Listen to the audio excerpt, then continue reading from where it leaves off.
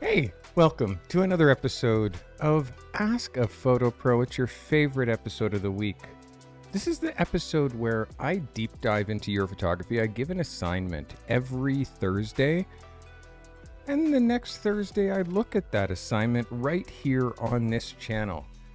I've got some incredible photographers that submit here, some incredible photographers that watch this channel. You're likely one of them. And again, I'm getting very close to being full as far as how many photographers I can actually review per week. We're getting very close to being at my limit. How you check is go to that link I just posted, go to the Carty method and see if there's still a spot. All right, this week's assignment, let's get into it. So this week's assignment was pretty simple. I asked you to make a hero image. The hero image is an essential style of glorifying your subject matter that every single photographer really needs to actually understand how to shoot. The hero image is applied to everything. It's applied to advertising, editorial, it's applied to packaging, and it's the lead image in every type of campaign. The hero image aligns with the lifestyle image. It acts as an almost impossible visual for an ideal person, place, or thing. The ideal. So the challenge this week was to make a hero image of a person, a place, or a thing within your niche. Welcome, Christopher. Thanks for becoming a subscriber. So the hero image is a staple. If you can't knock out hero images every session, those photographers that do understand the hero image are going to pass you by.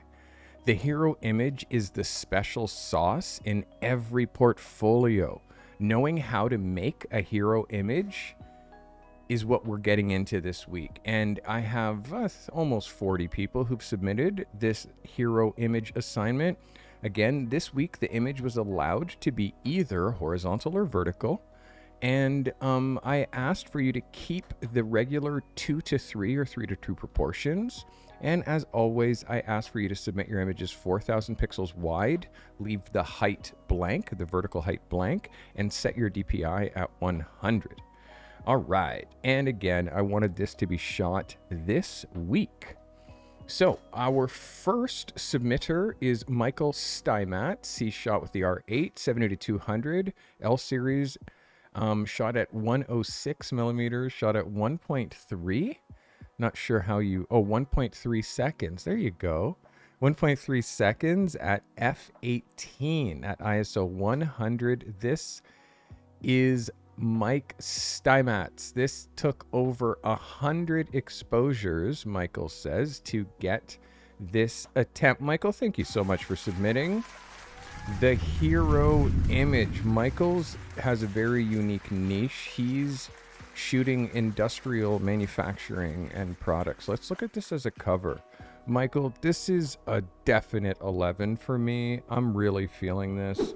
Exposure, yes. Vibe, yes. Shadow detail, yes. Like, Michael, your level of photography has really, really jumped in the last little bit. Small little things that you could have added, little bit of retouching here in a couple of small spots on the product, a couple of little ticks that you have here and here and here. This is all stuff that's super easy to take out in post.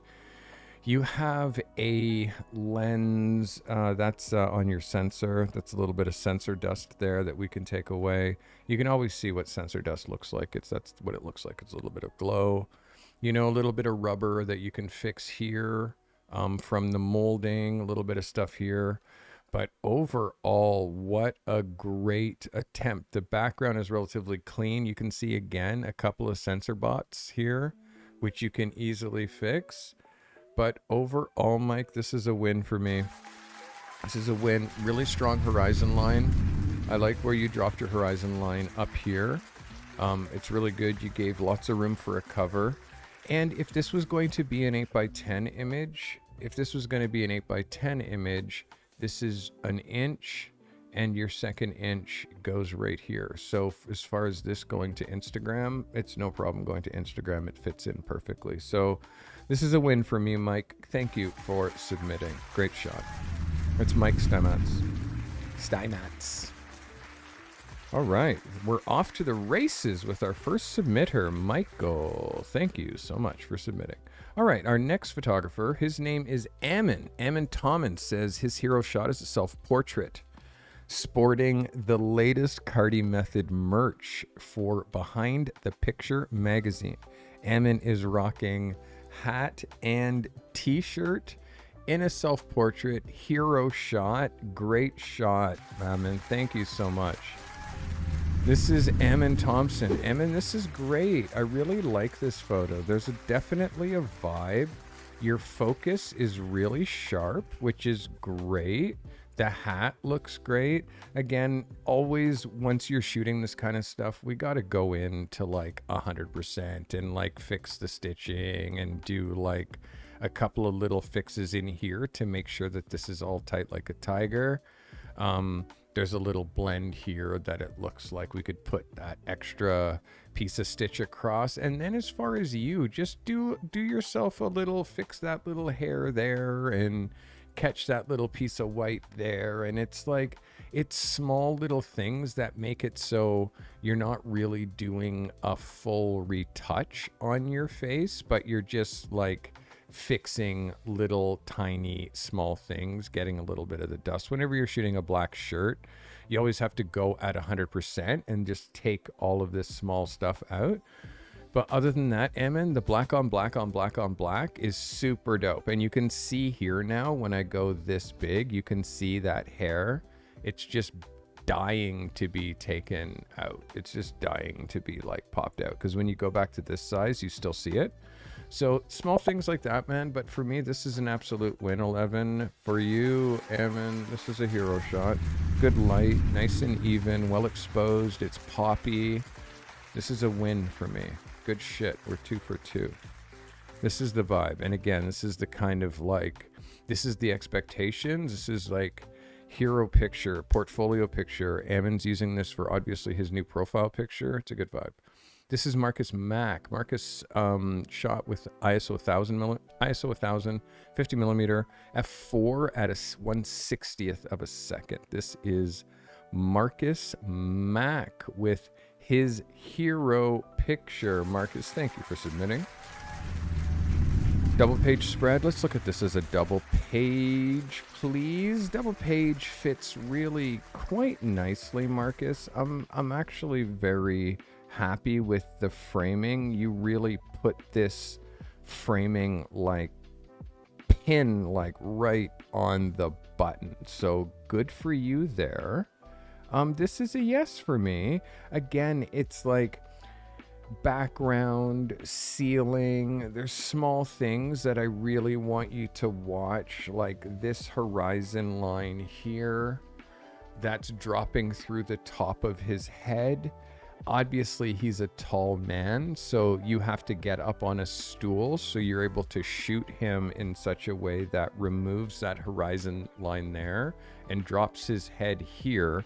So essentially, you can cut everything that's up here out of the picture, because for me, up there is a bit distracting. The way that this oven or whatever that is pinches out there, it's a little bit distracting, and this light fixture is a bit distracting, and then the way the tile goes into this vertical tile and the different tone on tone, that's also a little distracting. So although the light that you have on his face is really perfect and the exposure that you have in here, his logo, all great, I want you to just watch these small things that make it so this picture just is like a little bit more distracting, I think, than it needs to be. Marcus, every time you submit, every time you shoot and submit, you're getting better. I just want you to stay with it. Like you're like right at that point where it's starting to click for you. Now just be a lot more deliberate as far as the locations that are good enough for your photography. That's the way that I'm going to frame it. Is it good enough for your photography? All right. By the way, I'm Carty. I do this. I'm a photographer. I've been doing this for 33 years, not reviewing photos, but actually making my own. I shoot editorial magazine stuff. You can find my info in the video description, or I am at Steve Carty on all social media. All right. That was our man, Marcus Mack. Marcus, thanks for submitting. Marcus, definitely, like, you're so close here, man. You're so close. The light is perfect. So, I mean, again, your light is a little low. This is something I'm just watching, just catching now. I see your catch lights, and based on the eye and that's at like 9 o'clock, I need that light to be coming in a little bit more at like 10 or 11 o'clock. Because you can see how the nose shadow goes straight. That nose shadow should go and fall right in that pocket of his face right there. And that only happens if the light is coming from up there. So, small thing, but I did just catch those catch lights in the eyes. The light is too low. Make sure if you're here, and this is your head and body, you got a small head, and this is your subject, that your light is coming in this way, never coming in at the same angle as the head. I hope that helps you, Marcus. It's Marcus Mack. All right, it feels so good to have stream control back. Oh my God. I fixed this yesterday morning because I was losing my marbles, not being able to like change my buttons and do all of this stuff. It was starting to get frustrating, I gotta tell you. It was starting to get frustrating. All right, Jermaine Dean. Jermaine says, ask and you shall find. Sony A7R 3 Sigma 35mm, f3.2 at a 30th of a second, ISO 160. This is Jermaine Dean. Jermaine, thank you for submitting. Let's go. All right, so the taking of the shoe off, we have, I'm trying to figure out, like, is this a created set? Are you outside? Obviously, it looks like it's outside at night with strobe. Hero picture, I mean, it's definitely a vibe. I feel like there's a lot of things that go beyond your control here. The things that are within your control are obviously like how you're setting the dress, which I think is really great. And the lighting, I think the lighting is relatively strong. You can see here that also, like, you're lighting a female, you're lighting her relatively frontal. There's just a touch of a nose shadow that's pushing off there. But it's okay. You have to light her frontal because she has this hair here. If you light her from the side, that hair is going to block the side of her face. So the light is okay. You have okay detail in here. The way her breastises are squished in this dress, I mean, it's not your fault. It has nothing to do with you. But the way that her boobs are squished in here, it's a little bit extra. And then it becomes like, sadly, that's all I can look at. Seeing the bottom of a foot is never really flattering when we're really trying to go like super, super, super far. Like, if you're trying to do the no shoe on, it's got to be, I don't know, the position of it has to be nicer than just a girl with like her legs crossed over. It's just, I feel like the pose here is what we're kind of missing, and then it allows this leg to be hyper dominant. And because you don't see much of the rest of her body, you're seeing the proportions of her leg here, which looks a little odd. For me, I would try to, rather than have that foot go that way, I would try to have that foot under here. But again, this leg cross is something that I'm a little bit worried about. It's the idea for the pose that she's doing. The shoe, we don't see the shoe enough next to the background of her veil and her hand. So again, small things, Jermaine, but I see everything when it comes to looking at these pictures. Is this a hero picture? It's like, Yes, it's a hero picture. It's on the edge as far as like, is it the right frame? Like, should you have submitted this frame or a different frame? That's kind of where I'm at.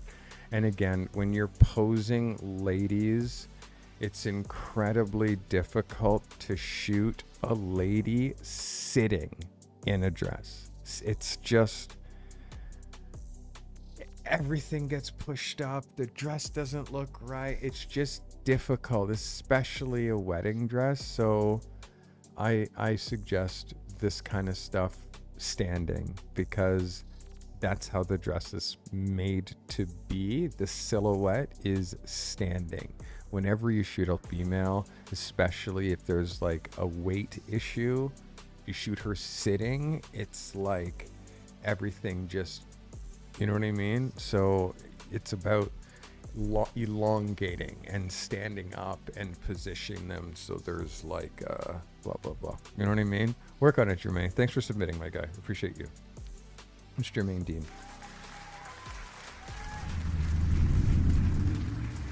All right, let's get into our next.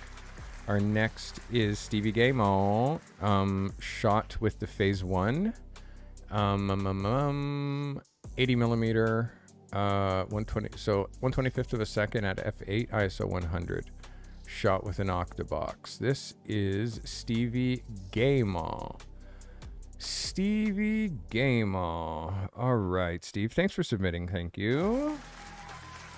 So we talk, I guess, over and over about number 1, don't crop horizontal. I said in the instructions, leave your photo a 3:2 proportion. Yes or yes. The next thing that I said, and I've said so many times, is stop shooting horizontal portraits and dropping your subject dead center. This is what it looks like in a magazine.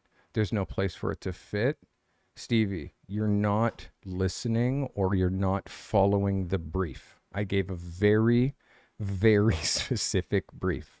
I said, create a hero photo. I said, shoot horizontal or vertical. Now, you know the rules for horizontal. The rules are offset your subject left or right. Frame them in here.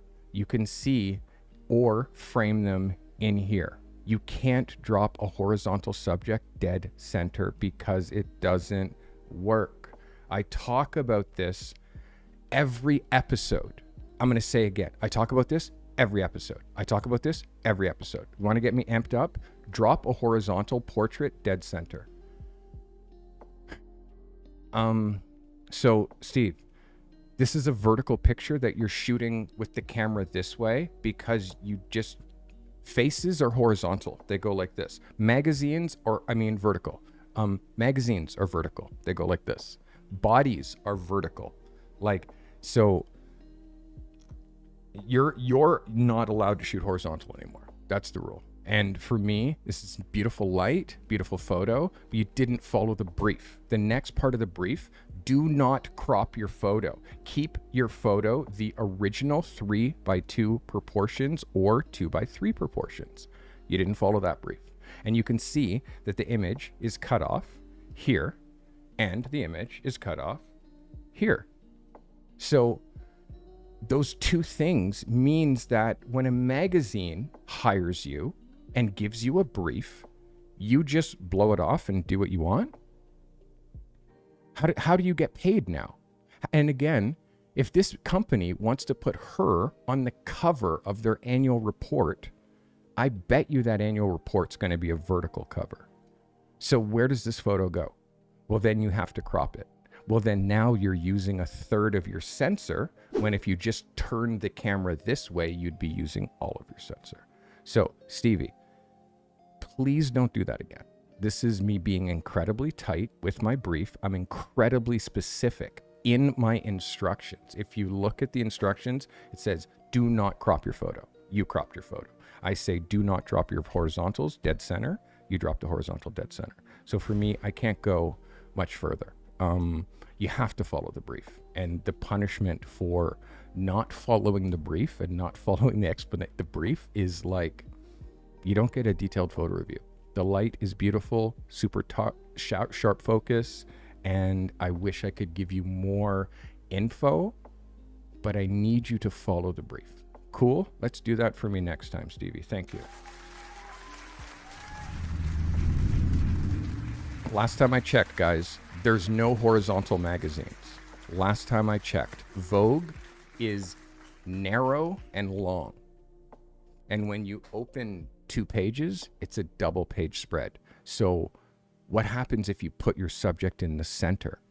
They can't publish it double page. You can only get 1/2 of 1 page. So you're losing real estate in publishing. You're in fact giving the people who hire you less options as far as where they can put your photos in the magazine. Like you're not thinking about where your photo will go. You're not thinking about use or possible uses. You're just taking photos and holding the camera the most natural way, which is horizontal, which is not how every photo needs to be taken. I hate getting amped up, Stevie, but it happens when you don't follow the brief, bro. You gotta follow the brief. All right, we're on to Nick Johnson. Nick, first time submitting for the live review. Shot on the Canon EOS R 24-70 2.8 60mm, 1/200th of a second, f4.5 at ISO 100. This is artificial light. Thanks, Carty, for all you do for the community and the guidance that you've given me in the last few months as I literally make my way away from corporate life into a creative one. Nick Johnson is in my one-on-one mentorship program. I just had some time with Nick today. Nick, thanks for submitting. This is Nick Johnson.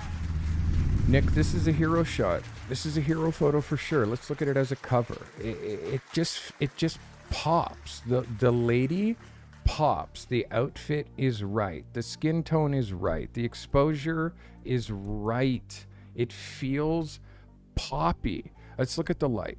The light on her face is beautiful. You're doing a clamshell, which is basically light that I advised you to do, which is a main light positioned above you, and then a reflector, which is a piece of foam core in front in order to fill in all of this undershadow that's happening in here and down here. So Nick, this is textbook, like literally textbook as far as how I light when I'm shooting a female in the studio. So this is a win for me, Nick. I like this a lot. The framing, obviously you can see we got to watch her eye line is nice. Her eye line is nice this way. But we have to watch the center. Let's see where the center of her face is. So, yeah, it seems pretty centered. It's just, I guess, like, it's offset this way just a touch. This is the part that bothers me the most. And the fact that there's space on her shoulder here and not space there. So, with these kinds of photos, you can imagine if you had her hair like this and her shoulder here like this side, like if it was pulled back just a bit, you could extend that gray and extend that gray as much as you want. And you could even in post turn this vertical image into a horizontal one and also offset her that way or offset her that way if you needed to. But because the hair is cropped, it makes it really difficult to recreate that hair. With that aside though, Nick, this is definitely an 11 for me. This is a win. Great light, great detail. And also if it was an 8x10, it would go to like here. So still it's okay as an 8x10. Good shit, Nick. All right, that is Nick Johnson in the one-on-one mentorship program. Nick, let's go. Garam Wrath. Let's go, people. This kind of assignment I live for. I wish I could make hero shots all day, every day. You absolutely can, Nick. There's nothing stopping you from making, Garam, there's nothing stopping you from making hero shots every day. This is Garam Wrath. Garam. Beautiful. Beautiful. Beautiful. The details, the smoke, Look at the skin. Yeah, Garant, you're really starting to come together, my guy. Really beautiful outfit. Like, it's period all the way down to the nails, the jewelry, the smoke. I remember when you made that testimonial video, you said this is a set for an upcoming shot. Like, look at this. Garin, this is so on the money, my guy. This is fantastic. Garin Wrath, everybody. This is beautiful. Absolutely a hero photo. And you understand the whole goal here is to get you to pull photos out of your brain and get them created so you can put them into your portfolio. Like, that's all I do every week, is challenge you to do this. And Garin, you just absolutely hit what I would call home run, my guy. This is absolutely banana pudding. So good. Congratulations. All right, that's Garin Wrath. Wow, what do I say? More smoke? No, like, it's perfect, Garin. Like, this is beautiful, super elegant, great body language. I know you have more frames. I'm just really proud that your level has really like raised. This is a $10,000 photo session. This is beautiful. Good shit. Garin Wrath, everybody. Wow. You guys in it? You motivated? You feeling it? You're feeling it? You're feeling it? All right. I'm feeling it too. All right. How's our time?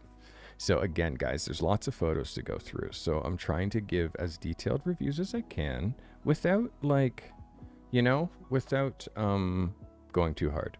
Okay, so Nina Galagos. I use cotton fluff and a tube fed through the bottom of the bag to get clouds and smoke. I use colored paper for the block coloring. Happy birthday, Carty. Oh, thank you, Nina. And by the way, today, someone's got to watch the like count. If I get 50 likes, I'm gifting 5 subs. How about that? If I get 50 likes on this video that you're watching right now, if everybody who's watching hit the like button, then I'll gift 5 memberships. How's that? Nina Galagos, shot ISO 200, a tenth of a second, f5. This is Nina Galagos. Let's go, Nina. Thanks for submitting. Nina, the color blocking's gorgeous. Smoke actually coming out of the bag. No cut and paste, no post, no Photoshop. I do see the cotton, so I'm trying to figure out, like, do they put the cotton inside the bag? Is that part of their packaging?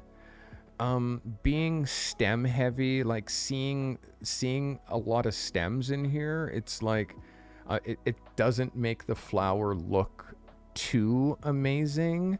So it's like, to me, it's like sometimes you got to use prop flowers in order to make sure that this is great. I also see a little bit of a mistake right here, which I'm sure now you see it as well, which is this line going from here, from this side to this side. I'm sure the flower is not transparent in that spot.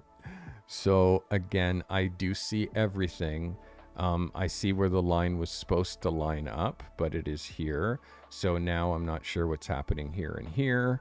Again, small things that I need you to rectify, because again, once you're showing this to clients, they're going to see everything. I don't think that the cotton needs to be there. I think that you just need to use something inside the bag to hold the bag open so you can get the smoke coming through adequately. And I don't know what was happening with the blue line. I'm seeing some weirdness that's happening around the flower on this side. So it looks like there's some masking that you're doing, Nina, that I'm actually seeing. I'm seeing, the more I look, the more mistakes I see. So Nina, if you're going to endeavor into doing post-production, if you're going to endeavor into doing stuff that makes the work different than how you originally shot it, it has to be perfect. It has to be so good because like people are going to see this. The clients are going to see that and they're going to just call you out. So please work on that for sure for the next one. The idea is there, but it's not allowed to fall apart under tight scrutiny. I would love to see a reshoot of this without the cotton and without the color blocking. I would do it just on a black background. Try that for me, and also don't shoot such a slow shutter speed because it's making the smoke blur too much. That is Nina Gallegos, everybody, with a hero shot. Thanks, Nina. By the way, let me know how many, we got 22 likes. Guys, I'm saying if I hit 50 likes, I'm going to gift 5 memberships. This is Miss Jennifer. So, Miss Jen, hey, what is that? Since when did this thing appear? This, let me just crush that. All right. Okay, so Miss Jennifer, tell me, for those of you who watch every week, tell me my advice wasn't spot on with Miss Jennifer. Happy birthday, Carty. My hero shot is Prada. It used to be Old Spice body wash. Old Spice body wash. Now, Miss Jennifer is shooting Prada, as per my advice. First time shooting glass, which is quite a challenge. Used a single light, shot at f11, 2/50th of a second, ISO 100, 50mm macro. Thank you to everyone for their awesome support and encouragement. Family is everything. This is Miss Jennifer. Miss Jennifer, what an absolute difference. What an absolute difference. I mean, do I need to go and pull out the body wash shot to show the people? Do I need to do it? The only thing that's the issue here is the low quality velveteen. Velveteen comes in many different qualities, and just being able to see how it's been inserted, like the little tufts have been inserted and there's such a space between them. And also, this isn't high quality velveteen. This is actually like really synthetic velveteen. So because of that, it's actually picking up light. So this is the only thing that I'm saying, like, everything that you have going on, Miss Jennifer, like above here is amazing. Hey, baby. All of this is amazing. Even what you have going on with the light in the background is brilliant. Really, really, really good. So the only issue, Miss Jennifer, is just this velveteen, and it takes up half the frame. So I would love a reshoot of this, and I would want a different way of propping so you're not getting this fabric in the foreground, but you're maintaining the same level of minimalism. Everything else here, Miss Jennifer, is absolutely an 11 out of 10. And your level up is so good. I want you to now think about the framing and think about the fact that we're leaving a lot of empty space where we don't really need anything. So how are you going to frame this triangle in such a way that maximizes the space? How are you going to do that? I really want to see a reshoot. Miss Jennifer, you leveled up huge here. Congratulations. What a banger. You get an 11 anyways. Like, just so good. Such a level up. Good for you. Good for you. Good for you. That was Miss Jennifer, everybody. All right. Our next is my actual brother, Leslie Carty. Shot with a 50mm ISO 100 f4, 1/60th of a second. All right, this is Big Brother Les with his hero shot of his recently, he's in the middle of restoring this whip. Bro, I definitely see where you're trying to go, Les. It's just, this is the beginning of you having now better backgrounds. It's the beginning of you having a better set and a cleaner set, but it's still just a blue tarp. So, and it's also still just on camera flash. When you're getting into this kind of a thing, like the way that the tires are partially wet, partially dry, there's too many things here where it's like, I need you to take this outside. I need you to take it outside. And also, like, let's look at what the bike model is. Let's do it like this. Les says that the bike is a 97 or 87 Honda CBR. So we're going to do this and we're going to go onto the Honda, or we're going to search this bike.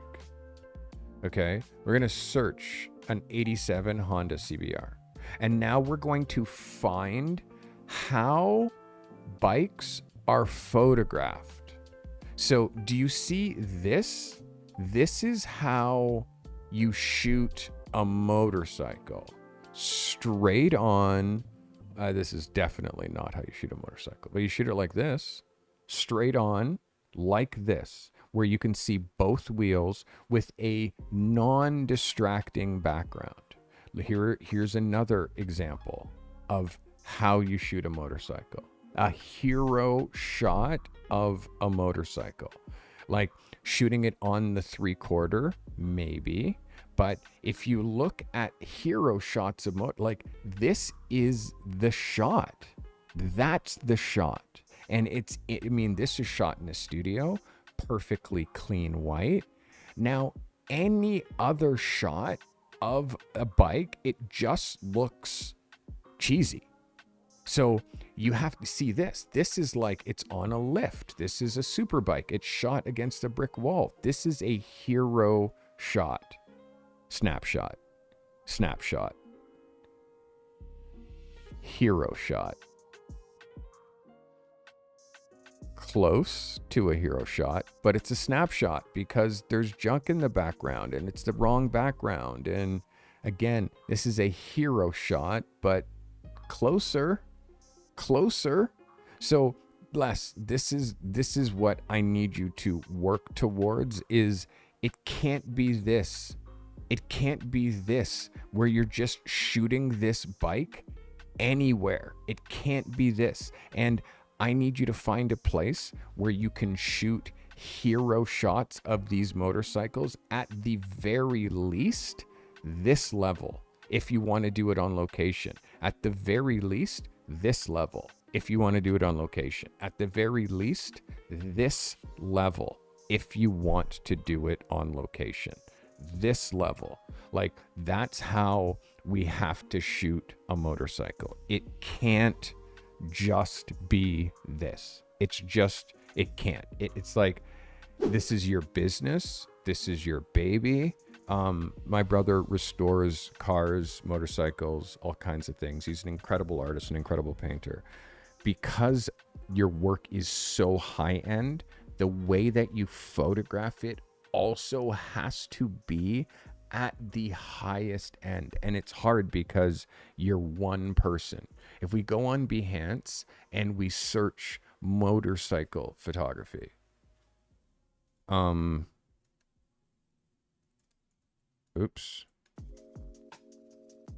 motorcycle, and like, let's just see what's going for motorcycle photography. Creative fields, photography, and now look at the bar. So imagine you had your bike photographed like this with your paint. Imagine if every car that you painted was photographed like this. Do you see the difference? Now, the amount of money that you can charge is at such a high level because it's like you can charge, because look how pro it is. It can't be this. So the first thing that you do before you shoot a motorcycle is look at how motorcycles are photographed.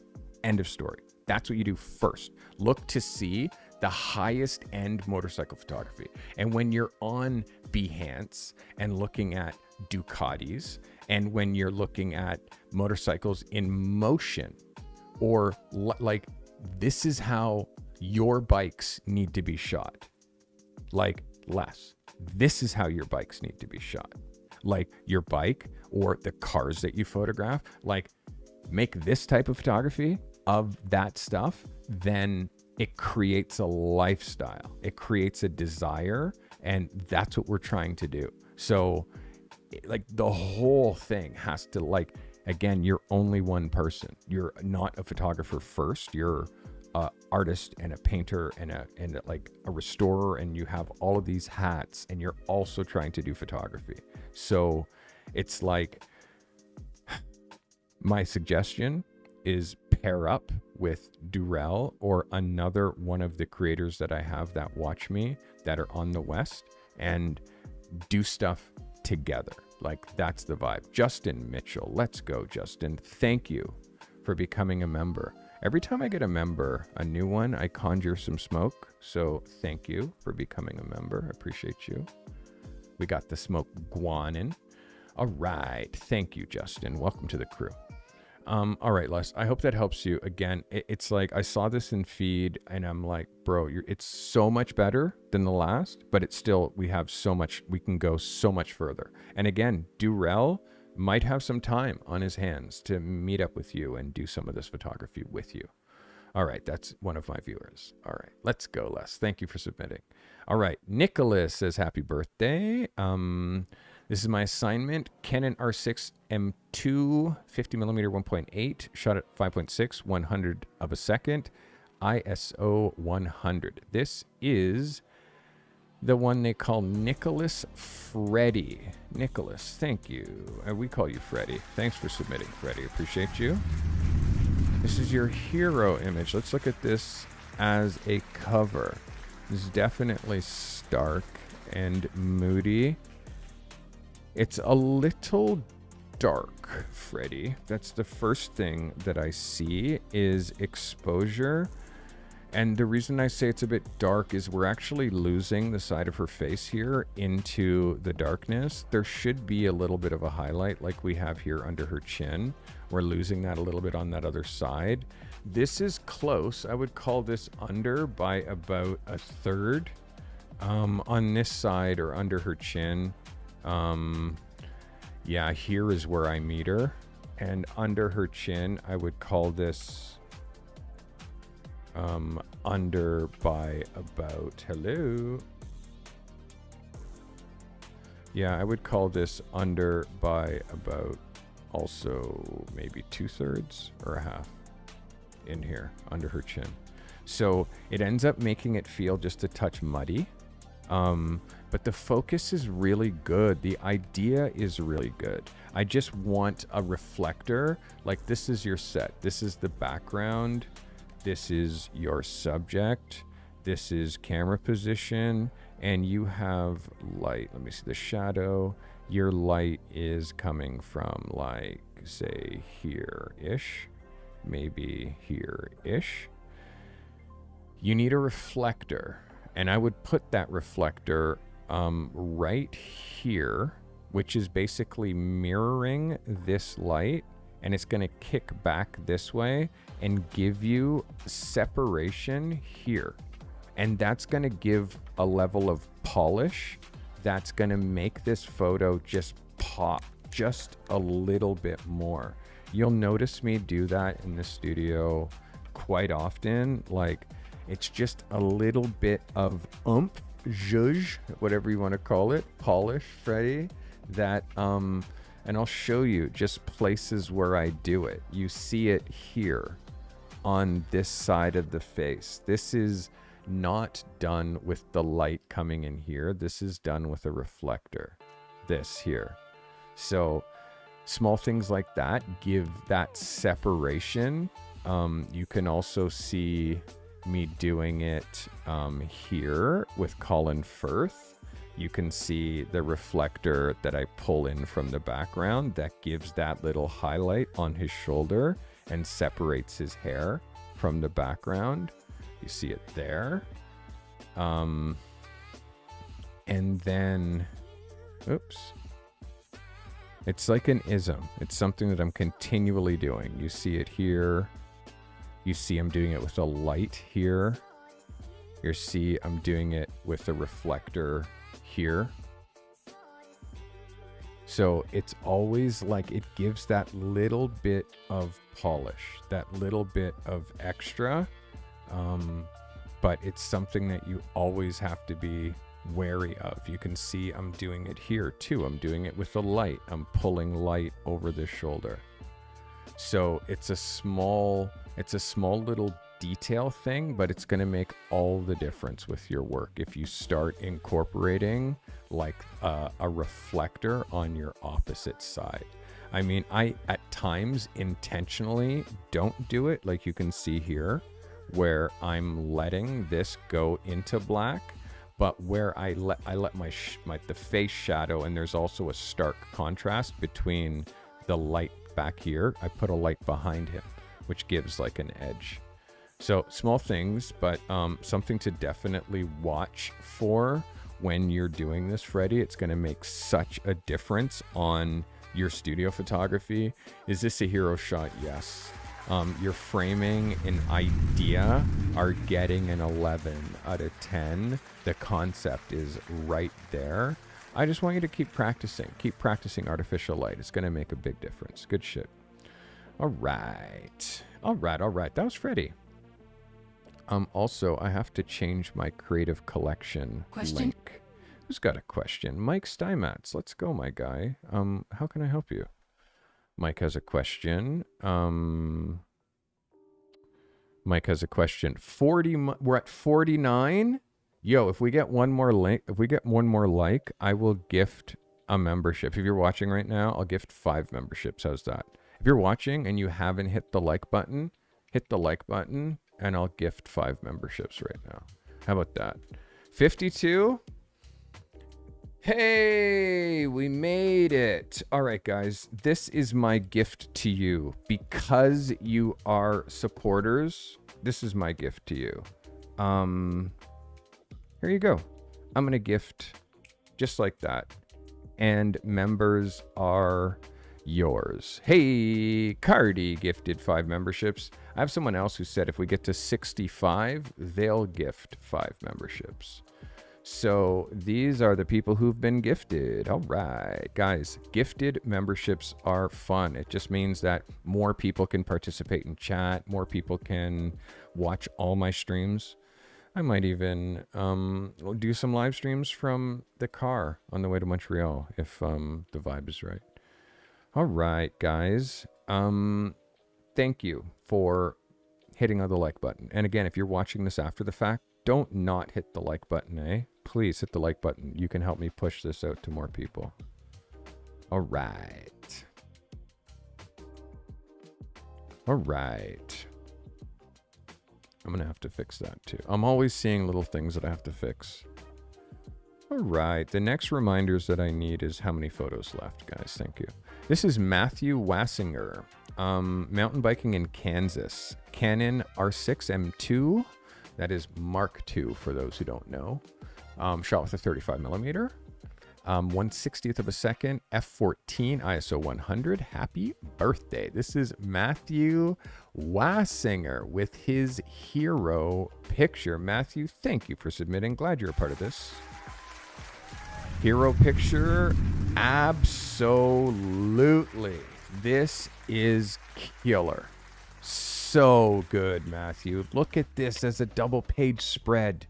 Look at this. This is somebody who understands editorial. This is somebody who understands how to shoot for a magazine. Matthew, the struggle, the arms up, pushing this bike, the hill, and lots of room for black text to talk about what's happening here. This is absolutely an 11 out of 10. It has contrast wise, I feel like there's a couple of things that we could do. Number one, we bring strobe outside and kick a strobe light. You know, you get like a newer Vision 3 that runs on battery, put your softbox and you kick some light in on here, which is now going to reduce your backlighting and cut down this haze considerably. And then also it's going to give you a little bit more pop and make this look a little bit more like a set. You could also do it with a reflector, kick more light in here with the reflector. You could also go the opposite and just totally silhouette this and not try to get any detail here at all.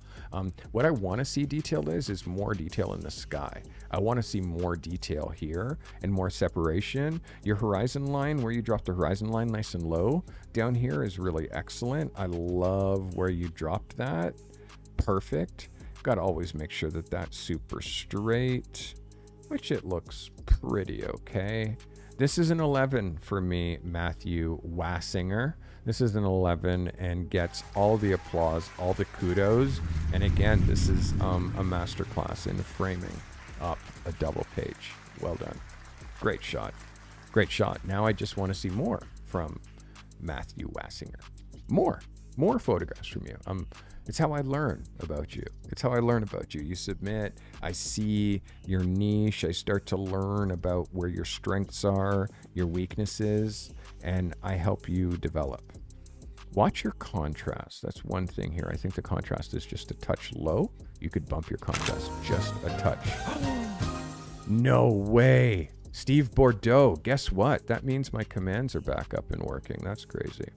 Go very easy though. Don't go too crazy with those commands because they've been broken for a while. I've been thinking about removing them altogether because sometimes when I'm mid-thought and then somebody glitches me, it just frustrates me and it makes it hard for the people who are watching after the fact because they're watching and they just see all these glitches and they're not even seeing the chat commands and all that stuff. So I'm going to make some of my glitches a little bit more, less obtrusive. All right, but it's good to know that it's working. It's good to know that it's working, though. All right, guys, that was Matthew Wassinger. Don't make me turn it off now, Scott. I mean, Sean, seriously. I literally just said, go easy on these glitches, or I'm going to turn them off. Please, or I'm going to turn them off. All right. Sebastian Kawaka. London Photo Walk. There was no models on this photo walk, so we started asking other photographers to shoot. So this was shot. So this, I'm trying to figure out. You're telling me what camera he had, but you didn't tell me what camera you shot this with. You said he had an R5 with a 24-7, with a 24-105 and an f4, blah, blah, blah, blah, but not what you shot with. You did tell me ISO 150 millimeter 2.2 at 2,000th of a second. This is Sebastian Kawaka with his hero image. Sebastian, this is definitely a hero picture. Let's look at it as a cover. Yeah, this is great. The right amount of headspace, the right amount of depth of field, which is minimum, super sharp focus. I love this, Sebastian. Let me take this away. I love this. Really tack sharp eyes. Back of the face is a little bit out of focus, which is totally normal. Like back here in the ears, the nose is tack sharp, the mouth is tack sharp, and you can just see it just go out of focus just as we're moving back into the back side of the face, which is again, totally perfect. I really like this, Sebastian. I love the depth of field in the background. There's nothing back here that I find too distracting.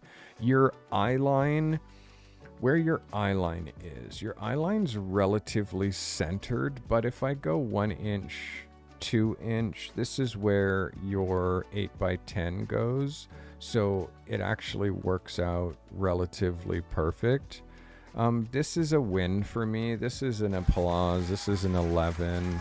This is a hero shot.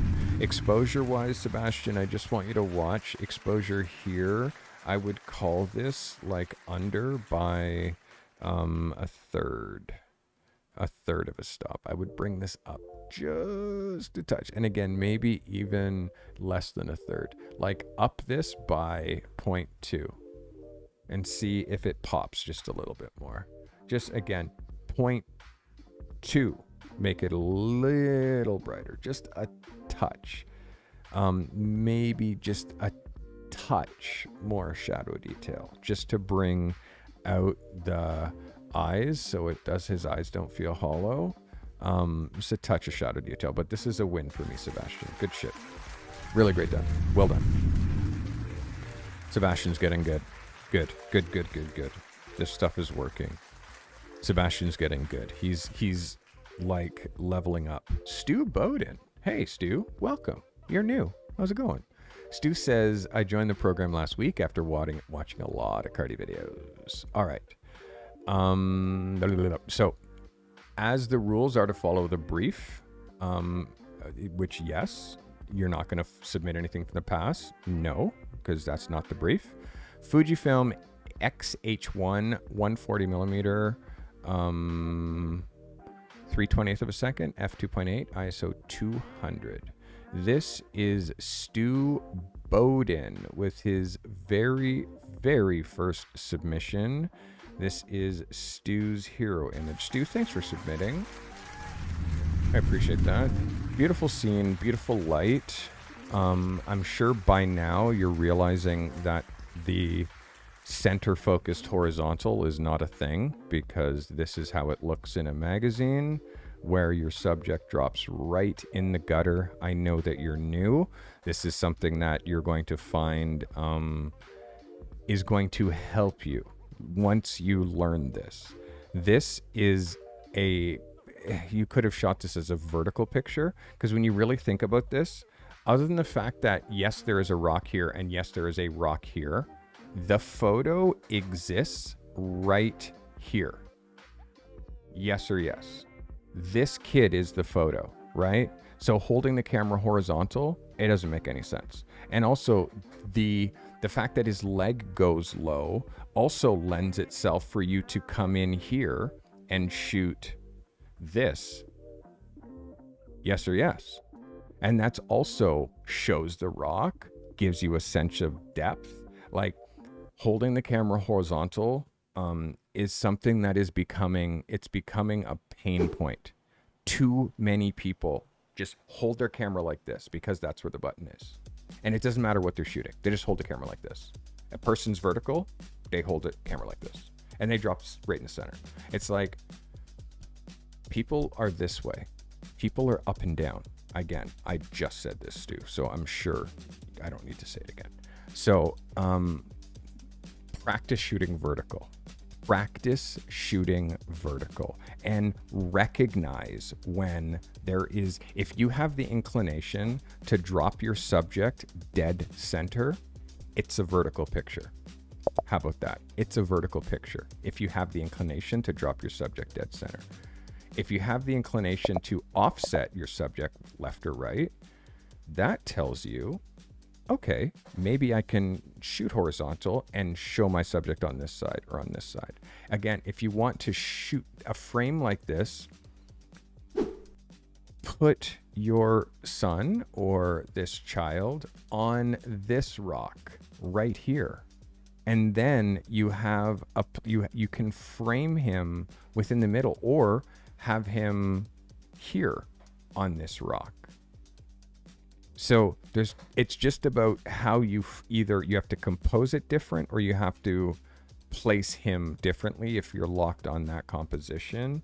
But you'll learn the more you look at compositions, the more you look at magazines, the more you look at ads, the more you look at photography, you'll realize like center focused images, it's a very basic composition. So how we make money at this is by doing stuff that people with iPhones can't do.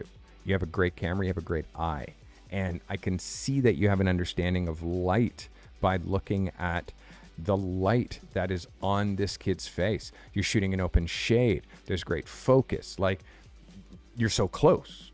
It's just, my vibe is get closer. Like, in this scene, what is the picture? Are you shooting a picture of these 3 rocks, or are you shooting this kid? Are you shooting these trees, or are you shooting this kid? If you're shooting this kid, get closer, because then you can act. And also, don't shoot 1, 2, 3 frames. Like, shoot 50, 60, 100 frames. Because I promise you, you will, if you start to learn how to shoot through the picture. Like, if I'm a pro and I've been doing professional photography, like working pro for 33 years, and I shoot 100 pictures for one image, you can't possibly get it in less than 10, 15, 20, 50, 100 frames as well. You know what I mean? And you'll find that frame 1 and 2, 3, that you were like, oh my God, that's amazing. Shoot 100 frames. Then at 100, the picture that's 100, you're like, oh my God, that thing that I thought was amazing, frame 1 or 2, was actually shit. But because I didn't go through the process and shoot through the picture, I never got there.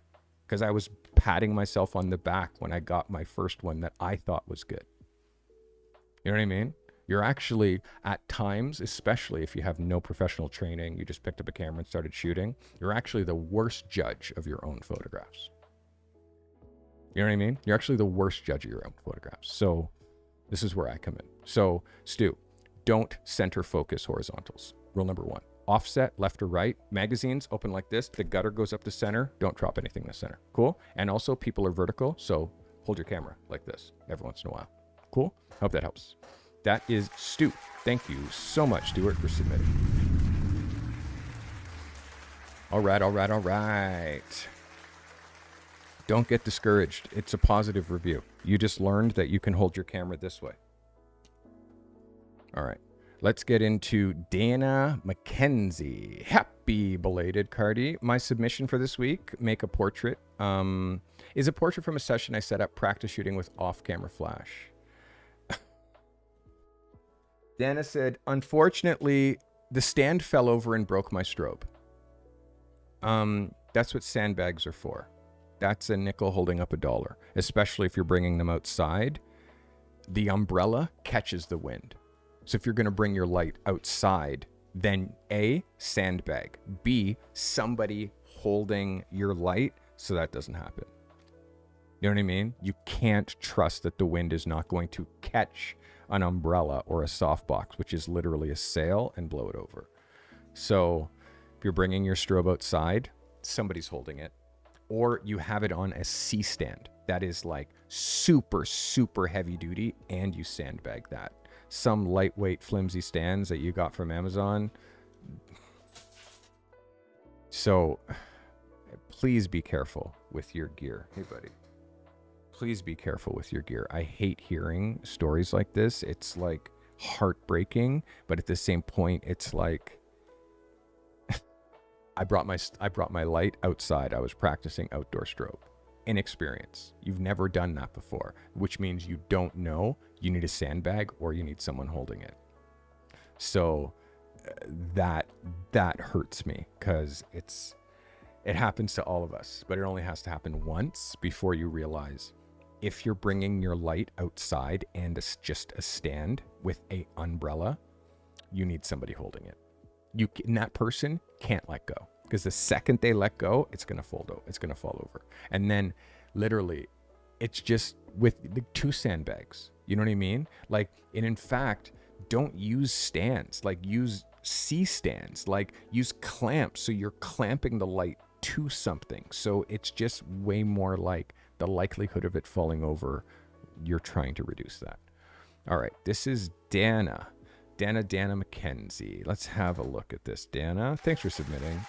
I'm so sorry that happened, my guy.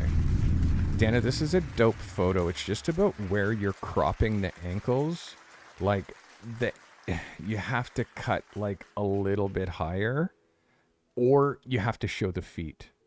cutting the feet like right here, it's one of those things that it causes anxiety for the eyes. It's like if I'm like this, like it's just uncomfortable to look at. So if you've gone that far down to show that much of the leg, show her bare feet. It becomes part of the photo. You know what I mean? And then if you're using the right amount of headspace, right? So the headspace is up here is great, but you either have to come in here like really tight and make this photo more about her, or it's the whole scene and it becomes a full length shot, which means you have to show her flippers. You can't cut it there because it makes it feel like just it's an awkward crop. The light on her face is okay, although in here we could definitely bump this up by a third, possibly even a half, a stop. Exposure in here is okay. Exposure on her arm, and it's because she has her hat, right? And her hat is shading most of her face. So the light that you have here versus the light that you have here is different. You can even see this on the screen. So we're losing a bit of light on here. So again, it needs a little bit more of exposure. The background, though, it's a cool scene. The pole is cool, and the graph down here is cool, and the little piece of metal here is cool, and this, yeah, it's a cool scene. It's very close, Dana. It's very close. Just a small thing with the exposure, and oh my God, be careful with the equipment. It just breaks my heart because you buy it and then you have to buy it again. There's no repairing that stuff, you know? You buy it and you break it and you buy it again. So I hate that, but replace it, start over. Dana, we're close there. Just watch the cropping, okay? That's a small thing you got to watch. Dana McKenzie, everybody. Thanks for submitting, Dana. Heartbreaking. Oh, I hate when people break equipment, lose equipment. This is Christina Nicole. Shot during an evening heat wave. Shot on a Canon R50, 50mm f4. 60th of a second, ISO 200. This is Christina Nicole. Christina, thank you for submitting. I'm glad you're here. Christina Nicole. So I was worried because you said you were shooting manual. You're shooting a manual lens. As soon as you said you were shooting a manual lens, I said, I'm going to be looking at an out of focus picture. And of course I'm looking at an out of focus picture because mirrorless cameras, shooting them with a manual lens is almost an impossibility. And this is why, like, again, it's taking some photos, but it's not taking sharp photos. And if you want to contrast it, if you look at any of my thumbnails, like I shoot all my thumbnails on this camera and I have a 16mm, and this is literally a Canon R50, and this is a Canon R50, only this is a 16mm 2.8 and this is a 16mm 2.8. And if you look at how sharp this gets, this lens is, it's like the lens makes the photos. And there is no, you know, when you used to shoot manual cameras and you would shoot manual focus, there was a thing like this that when it was in focus, it would go doot, and then you would see the whole picture and everything would be lined up. It's called like split hairs, right? Like it does this and lines up. It's called a cross screen. That's how we would focus manually. With a mirrorless camera, there is not that. It is just your eye. And clearly, that's not enough to get even remotely close to the level of sharpness that you need as a professional. This lens that you have on your camera is holding you back because you can't shoot a manual focus lens on a mirrorless camera because you don't have a focus screen that allows that to happen. So the faster you replace that lens, the faster I can help you really progress. Because this is the frustrating part, is this photo has like potential, the idea, the execution, the light, it's like all like you have the potential. But then guess what? As soon as I zoom in, out of focus. And guess what? All of your photos are going to be like that. So what you're doing is you're hurting and you're actually wasting time, because you're shooting out of focus picture after out of focus picture, and the amount of pictures that are in focus versus out of focus, 90% out of focus, 10% in focus. So now you go out, you shoot this amazing photo like this one, and you come home and you're so excited and you look at it and you're like, okay. And then you send it, because you don't know that there's 20 levels of more sharp that your photos can be, because you've only had that Canon R50 with this lens. You bought the wrong lens, or someone gave you the wrong lens, or the salesman sold you the wrong lens and was like, no, it's fine, it's fine, it's fine. Whoever gave you that lens, sold you that lens, needs a punch in the head, because you can't shoot a mirrorless camera with like manual focus. You just can't. And especially with no experience. Like, it's my first camera, it's my first endeavors into photography. Let's make it 35 times harder than it should be. That camera has eye tracking. You just go like this and it goes zip, boom, picture. And then all of your photos 100% in focus. All you need to do is buy a 35 millimeter 1.8 or a 50 millimeter 1.8. The 50 millimeter on this camera is going to be like a 60. So it's going to be cropped in a little bit, because it's a crop sensor, which means you need a wider lens to get you closer to a normal, which is why I said a 35 millimeter. But that lens is like $600 versus $200. But you need to change this lens. It's summertime. There's all these opportunities for you to be shooting these amazing photos, but they're all going to be out of focus unless you change this lens. Like now it's at the point where just now it's hurting you, because this would have been a photo of the week. I'm going to say again, would have been a photo of the week, but I don't give photo of the weeks to out of focus pictures. All right. That is a lesson in don't buy manual focus cameras or manual focus lenses for your super high technology eye tracking autofocus camera. Just don't do that. All right. That was Christina Nicole. Mats Carlson. This is his hero shot outside on a cloudy day, natural light. R6, 50 millimeter 1.2, 250th of a second, 3.5, ISO 100. This is Mats Carlson. Let's see this picture larger. Mats, thanks for submitting. This is a vibe. Definitely a hero picture. Nice and easy. It's nice and easy. Couple of framing things that, I mean, again, I feel like you should see when you're on set. I'm not on set, so I can't show this or I can't direct, but you can see how she's so close to this edge, and there's so much space here on this piece of texture. So you take her and you move her and you put her so her shoulders are squared up in this. And again, I see that you're including this extra part, like it is a color block. But for me, with these tones, you do two things. Number one, you move her in front of this, you have her closer to it, and you cut out all this cement altogether. And you use just this texture as a background, and you shoot it closer. Then you move her this way, so you have just the concrete as the background, and you no longer have this at all. And you shoot this and this skin tone against this background where there is none of that, and you shoot that. Having her like sort of straddling this and having this go through her body and seeing these little bit of extras behind becomes distracting.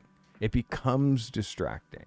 And like how we use the location is so important. Have her beside it, have her here, and have just a little bit of color of this come in beside her, but her body is against this contrasty gray, or have her just against this like half mixy for me. Like it's like a bad use of the location. I want to say bad, but it's not using the location in an aesthetic, like in an aesthetic way.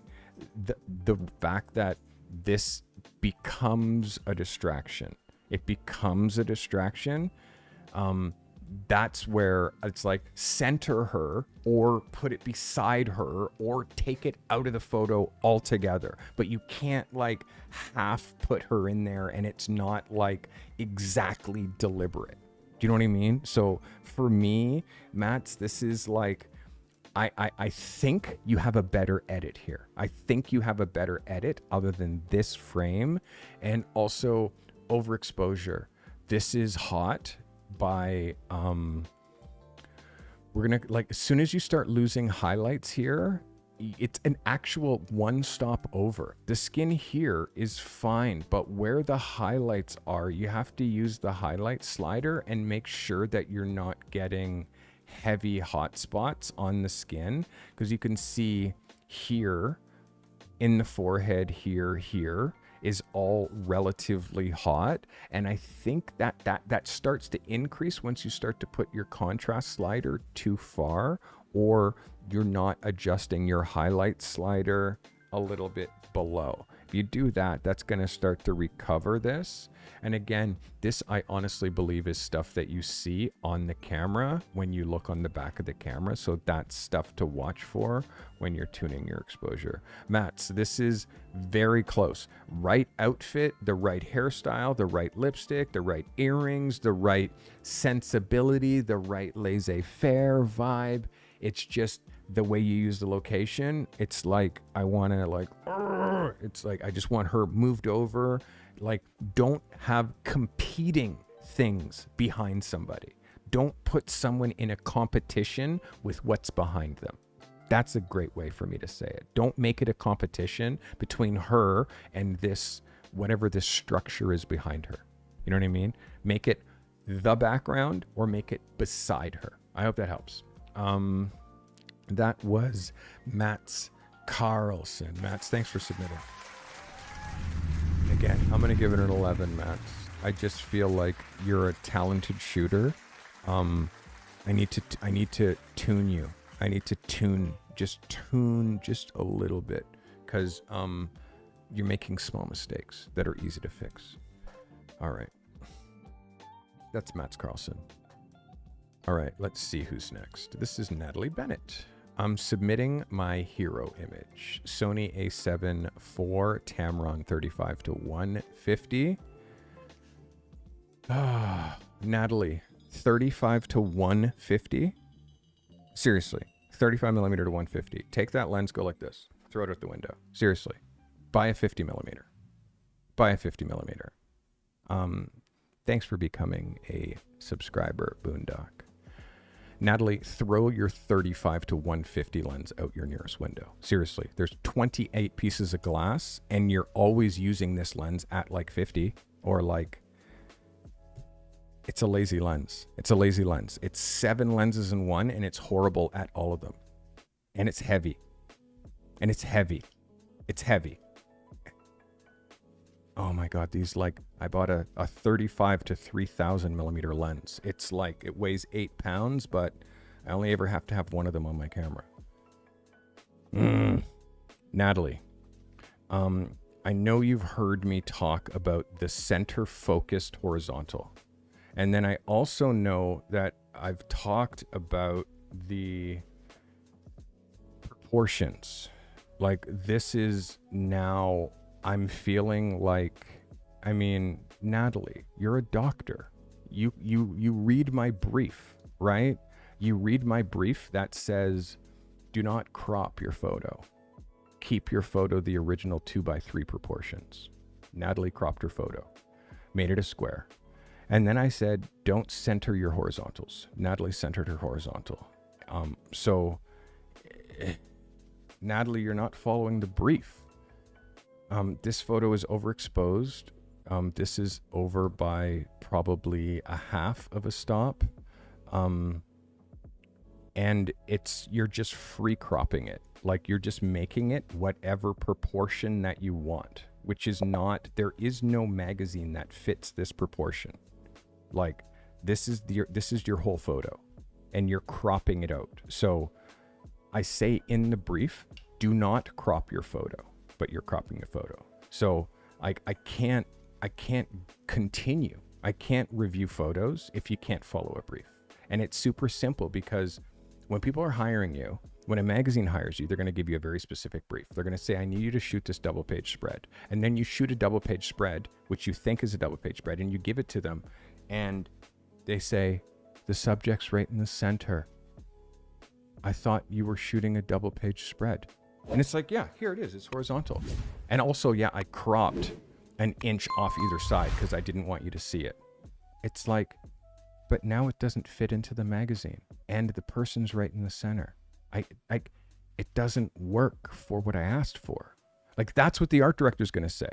And then they're never going to hire you again. Simple. People who follow the brief and learn how to shoot a double page spread, how to shoot a cover, and literally Alpha Monk, Rob Wilson Jr. shot his first cover already. This guy's been doing photo reviews here less than 6 months. Like I would say 3 months. Already shot his first cover. How did he know how to shoot a cover? Because I literally taught right here. And also got a double page spread that wasn't even supposed to be a double page spread. They were only supposed to shoot one picture. He ended up getting the cover and a full editorial because he knew how to shoot an editorial from watching this show. Or don't. Just do whatever you're doing and wonder why nothing is happening. This is why I give incredibly tight briefs. And this is why when people just ignore everything I say, submit whatever you want, and then just be like, there's my photo. Where's my praise?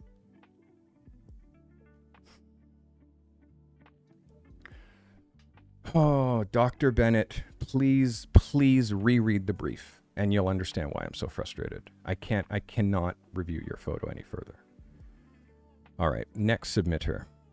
This is Justin Mitchell. Justin's new, and thank you for the birthday wishes. This doesn't fit my niche of sailing and water sports, but I also do my kids' sports, so I thought this might work for my double page spread. Sony A9, Tamron 70 to 180 at f5, 138 millimeter, shot at a 400th of a second ISO 100. Okay, let's see what Justin Mitchell has for me as far as photography. Justin Mitchell, welcome to the program. Justin is a photographer. Look at this.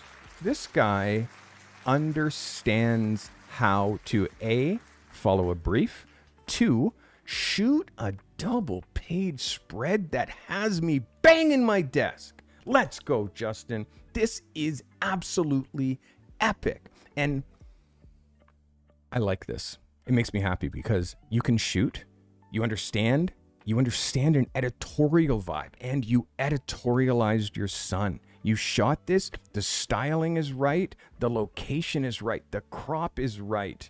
This guy has a giraffe neck. He's probably already 6'5", and he looks like he's about 17 years old. This is an absolute applause. This is absolutely an 11 out of 10. I want you to watch your highlights, that you're not pushing your highlight slider too far, because I know you're recovering the white here. And obviously we can see that because you're pulling, but detail in the ball, the basket in the background, the looking off, his eyes lined up where his nose is. Like this is textbook photography. I am incredibly happy that you found me. This is like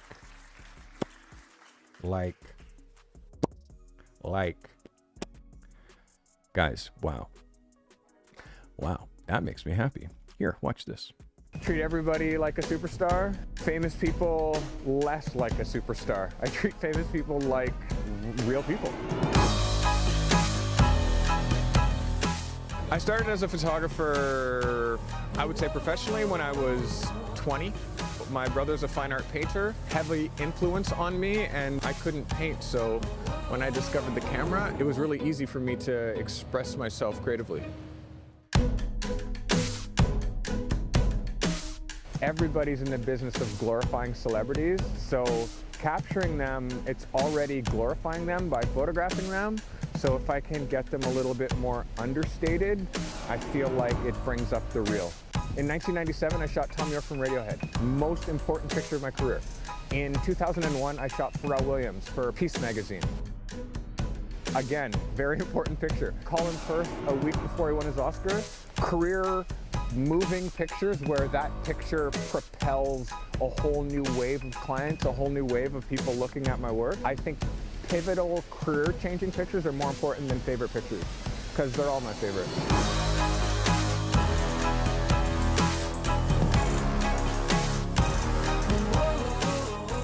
The whole idea is make good stuff and share it and do it every day.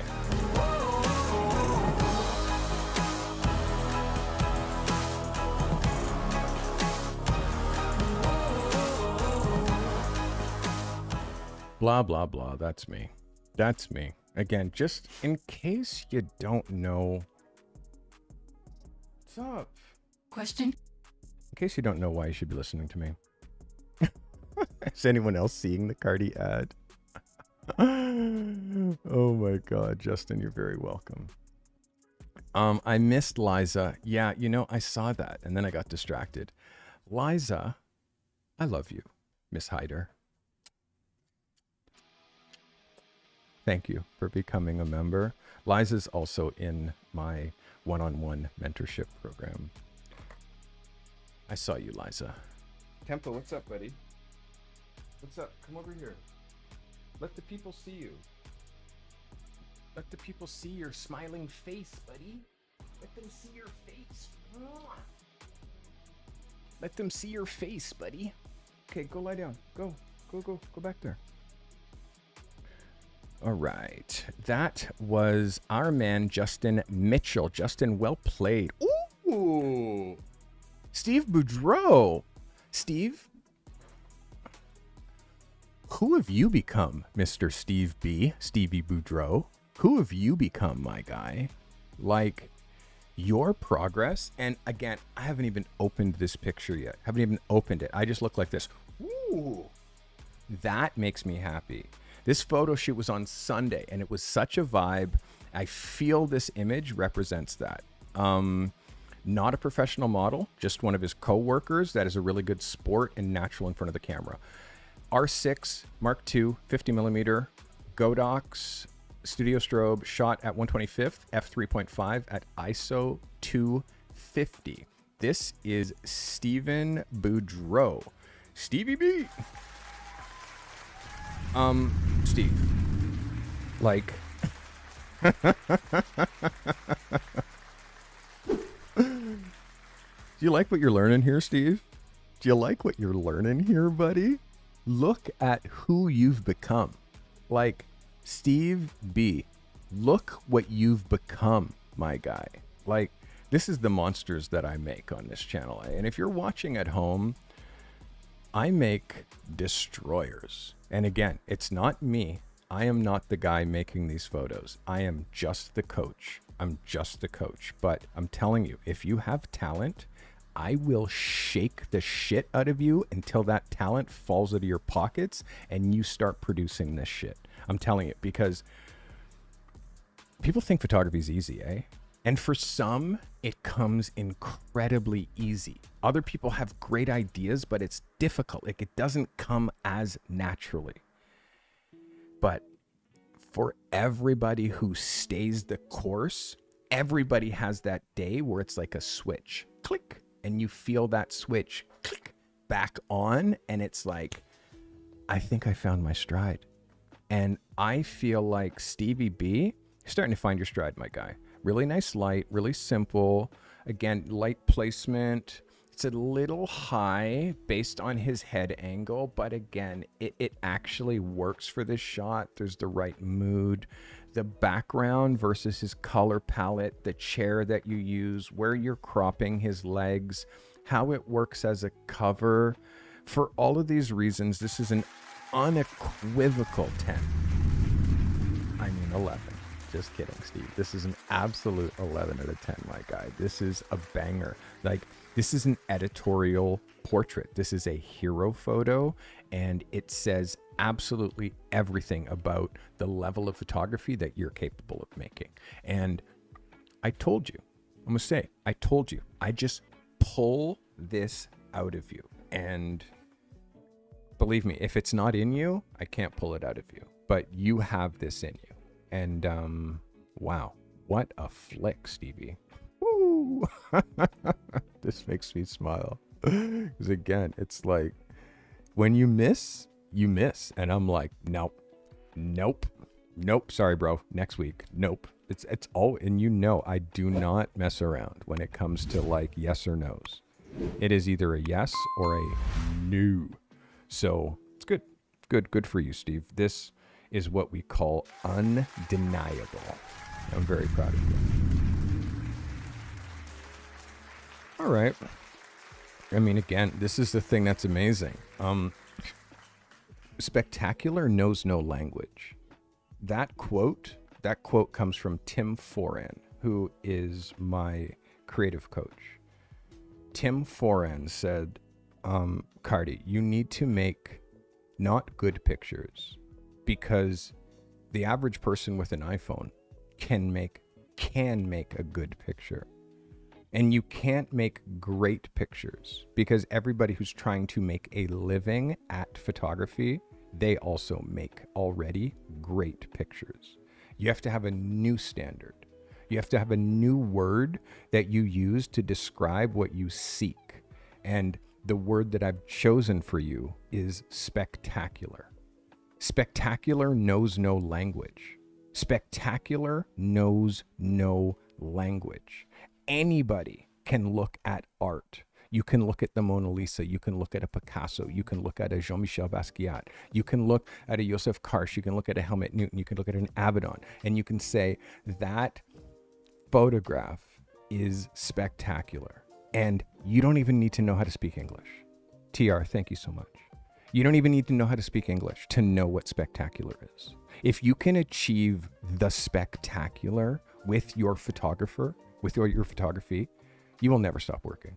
You will never stop. And even if you put spectacular on such a high regard that even if other people call you that, you hold the word spectacular so rare that it might take an entire lifetime to hit it. I don't use the word spectacular regarding my work, but I only seek that. That is the only thing that I seek, is the spectacular. That is the arena that I play. I'm not interested in playing in the arena of great, in the arena of good, in the arena of forgettable, average. So you guys have to have that same standard, and you're learning it. You're learning it by watching my standards.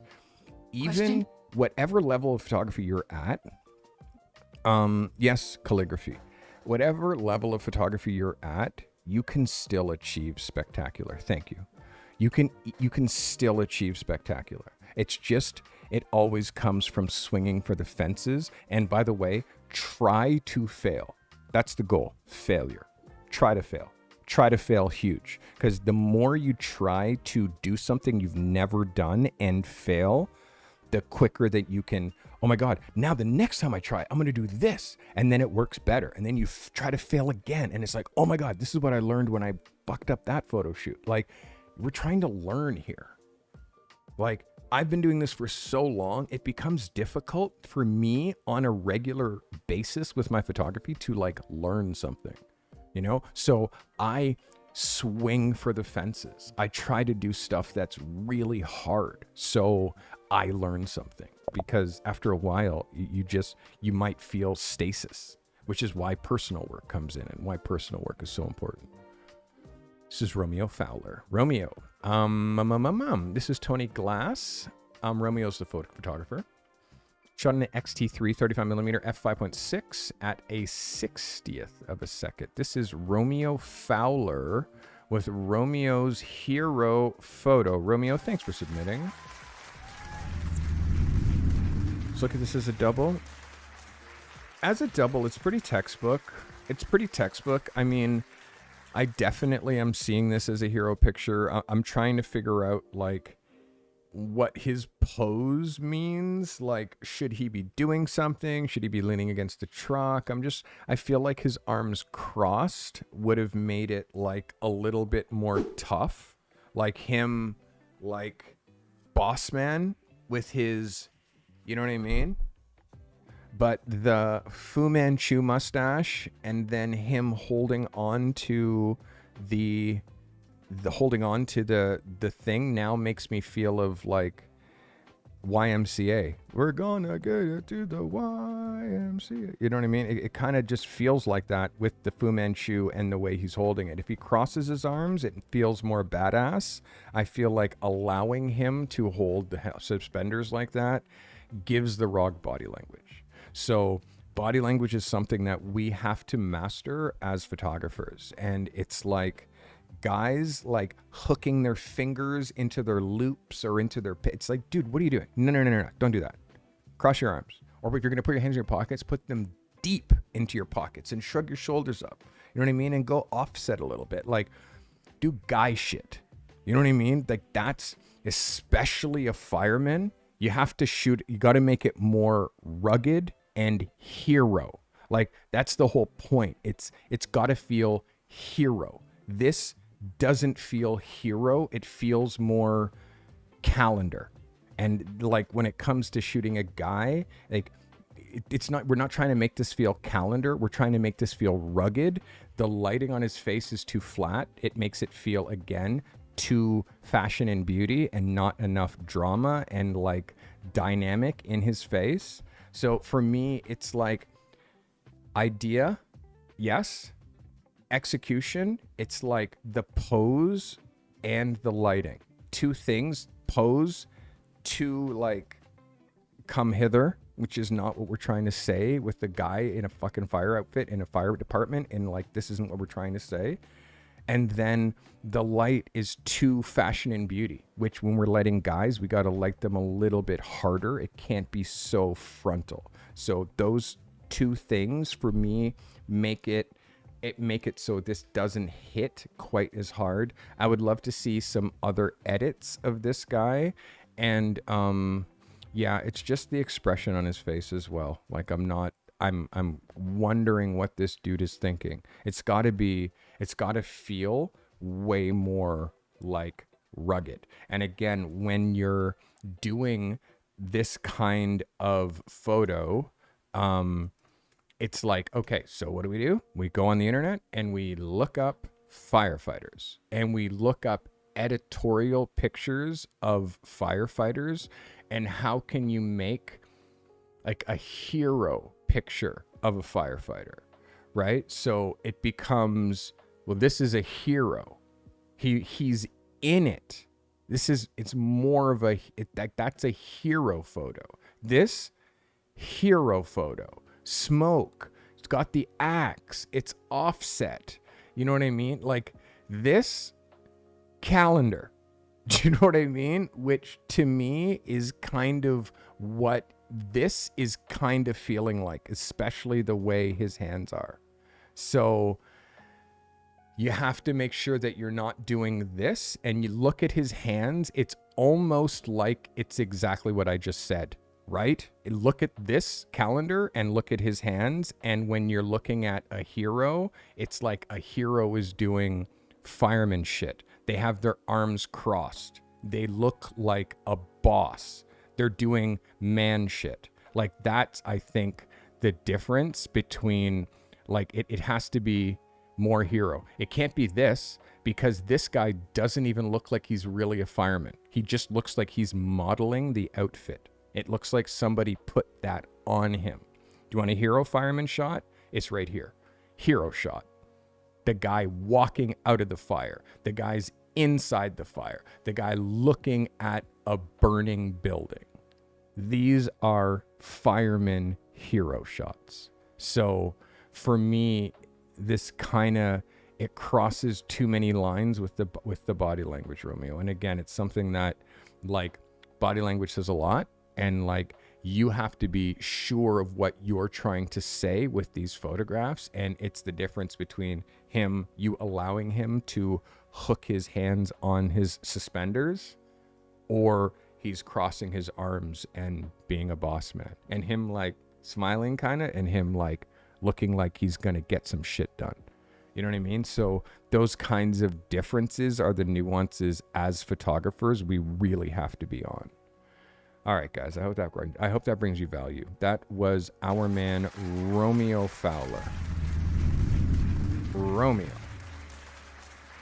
All right. This is Slim.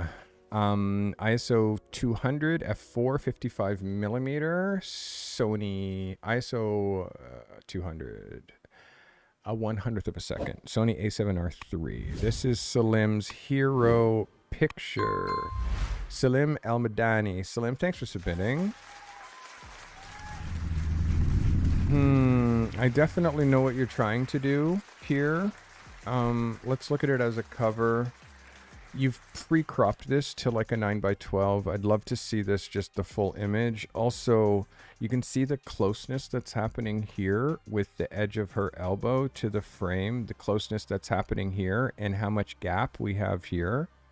So for me, like, there's a framing thing. I know you're trying to do a recreation of that famous, like, woman, like, whatever her name is, like, anyways, I know you're trying to recreate that photo, and I got that, but it's just like, I've seen a recreation of that photo a million times. Okay, like literally every Halloween costumes, like, it's just something that it's played. And I hate to be so dry, Salim, but I know how talented you are as a photographer. Like, the whole idea of the hair with the wrap and the outfit and it's just, if you're using an idea that has already been executed by so many other photographers, why are you doing it? That's the question. Why are you doing it? It's like, oh, I've seen this idea before. Okay, cool. Why are you doing it? Do you know what I mean? You've seen it. It's played. It's played. And unless you're going to do it at the highest level, it's like, is this execution better than the illustration from the 50s? Better than the drawing from the 40s? Like, it's like, just think, this is something that's been recreated since World War II. This picture has been recreated for literally 70 years. 70 years this picture's been recreated. Do we need another one? That's my question. Do we need another one? So don't imitate, innovate. Don't do something that's been done. Do something that's never been done. Or if you're going to do like an homage to something, like, make it a little homage. Don't make it a blatant copy. And for me, if that's the case, this is a no. And I know that you're a way better photographer. This isn't the right model for it. It's not the right attitude. Like, she then has to become an actor in order to execute this idea. And I think it misses. So you could have just have her style her hair however she wants to style her hair. Just shoot her like her. Don't imitate something that has been beaten to death, Salim. Again, Salim is also in my one-on-one mentorship program. He has been for a while. The level of photography that, like, you have great ideas. Don't execute bad ones. It's super simple. That is Salim El Madani. Salim, thank you. And Stephen, thank you so much for gifting a membership. Stephen actually gifted a membership to Cynthia, which is pretty cute because Cynthia's watching. Stephen, thanks for the gifted. Yeah, and Cynthia, why are you not a member already? Again, check to see if you're a member, kids. If you don't have a crown next to your name, you're not a member. FYI. If you're in chat and you don't have a crown next to your name, it means you're not a member. This is a members propelled channel. This is calligraphy. This is a Penn State graduate, now working in a juvenile detention center, and promoted to juvenile probation officer. Okay, so this is his eldest sister. Calligraphy's oldest sister, hero photo, Calligraphy Ridgely. Calligraphy, the studio photography is getting better. My guy, your studio photography is leveling up for sure. This works beautifully as a cover. I really like your framing. We have good discipline on the framing. I wouldn't want to get any closer than that. Good discipline on the framing. Yes, you can see a little bit of a bump on her sleeve there. It's just a quick thing. You just have them like shake their arms out. They do a little bit of this. They shake their arms out like this, you know, put your arm, and then you just pull the sleeve down, and then you walk behind and pull the back of the jacket down so the jacket sits all nice, and then their sleeves, and you see how now my t-shirt sits all nicely. Like, this arranging you have to do before every shoot, and you have to look all like you have to do a frame scan, as you can see how her shirt is pulling that way. That means either she's twisted, which I think her legs go that way, but because you're cutting her legs out, we still see that twist. So just adjusting this fabric so what's happening here doesn't look all weird. I would pull that sleeve down so that, like, it's small things, but the light that you have happening in her face, the smile is nice and bright. You make sure that that necklace is sitting nicely. But everything here is great. The fact that you see a little bit of the badge is great. The hair looks great. But again, if you can zhuzh the hair and make it like as nice and orderly as possible is all helpful. Will, thanks for becoming a sub, my guy. Appreciate you. The background's great. The background is great. Calligraphy. The framing is great. It's an absolute 11 for me. It's definitely a hero picture, and I also know for you this is a true level up. You're really starting to nail your exposure. Cause someone bought a light meter 3 days ago. Way to go, buddy. Good for you, Calligraphy, and you're starting to put this stuff together. Good shit. This is Calligraphy. We giving you an 11, my guy, if that wasn't clear. Congratulations. That's Calligraphy Ridgely, everybody. That's what I expect from you. That's what I expect. And again, I'm going to keep tuning you. I'm going to keep tuning you, Calligraphy. And your blog post today was fantastic. We have to talk more. I got to talk to you offline. We'll do a Zoom very shortly. Calligraphy Ridgely, everybody. Oh, Colin Blair from Arresting Photos. Good evening, Carty crew, you phenoms of focus. I shot this crystal head bottle of vodka through plexiglass.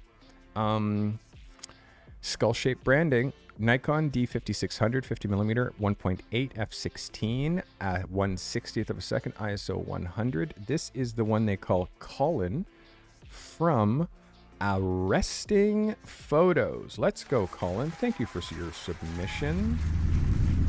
Colin, this is a dope idea, man. It really is. And the plexiglass bottle, like, I mean, you can shoot this in so many different ways. You can do the profile, so you have the skull profile there. You can have the skull profile that side.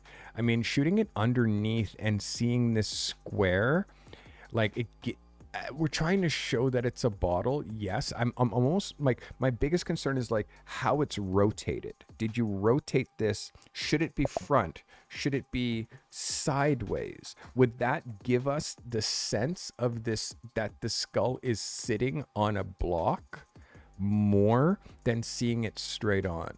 The light and what's happening through here is amazing. Let's look at it if it was... Like, do you see here, once we crop that block out, how now the skull shape with just the cap on top, it's almost like visually it feels a little bit better, if that makes any sense. When you see that extra bottom and then the underside because of the plexiglass, again, which is why I'm saying, should we have rotated this and shot it sideways like a full profile? I'd like you to experiment with this because it's such a great idea, Colin. And by the way, it's a fantastic shot. Number 2, I'm giving you an 11. But the thing that I need you to know is your level of photography is here.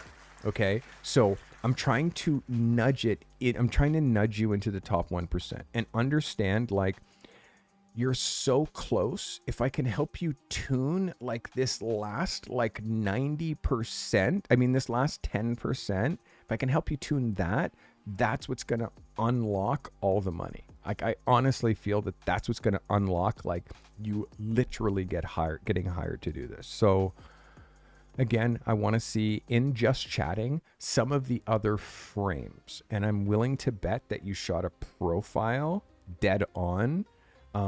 You're getting so many compliments on your lighting, Colin. Like, your photography is really loved here, which I really love that. And I do really appreciate what you do and how you shoot and your ideas. You're very clever.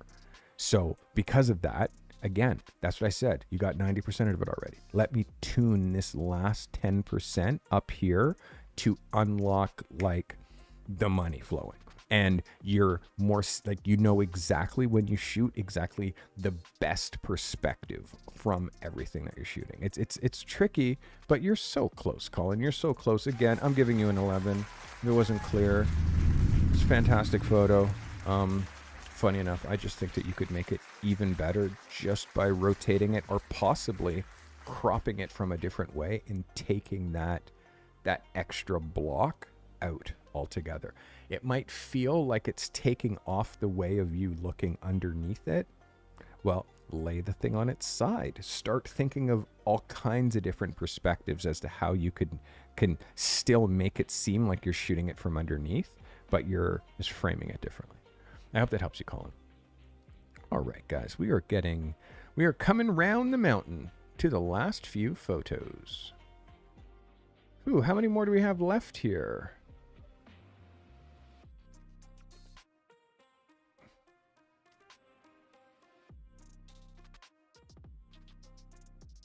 So we got 12. This is Kyle Gagne. Kyle says, went back to lifestyle this week. This looked like a portal into the wilderness. Happy birthday. Sony A7 IV, Sigma 85 1.4 art lens, 125 f4 ISO 500. Kyle Gagne. Nice, Kyle. Thank you for making this photo for us. Kyle, this is a win for me. Absolutely a win. I love the framing. The portal vibe, yes. This is epic. I love your use of scale.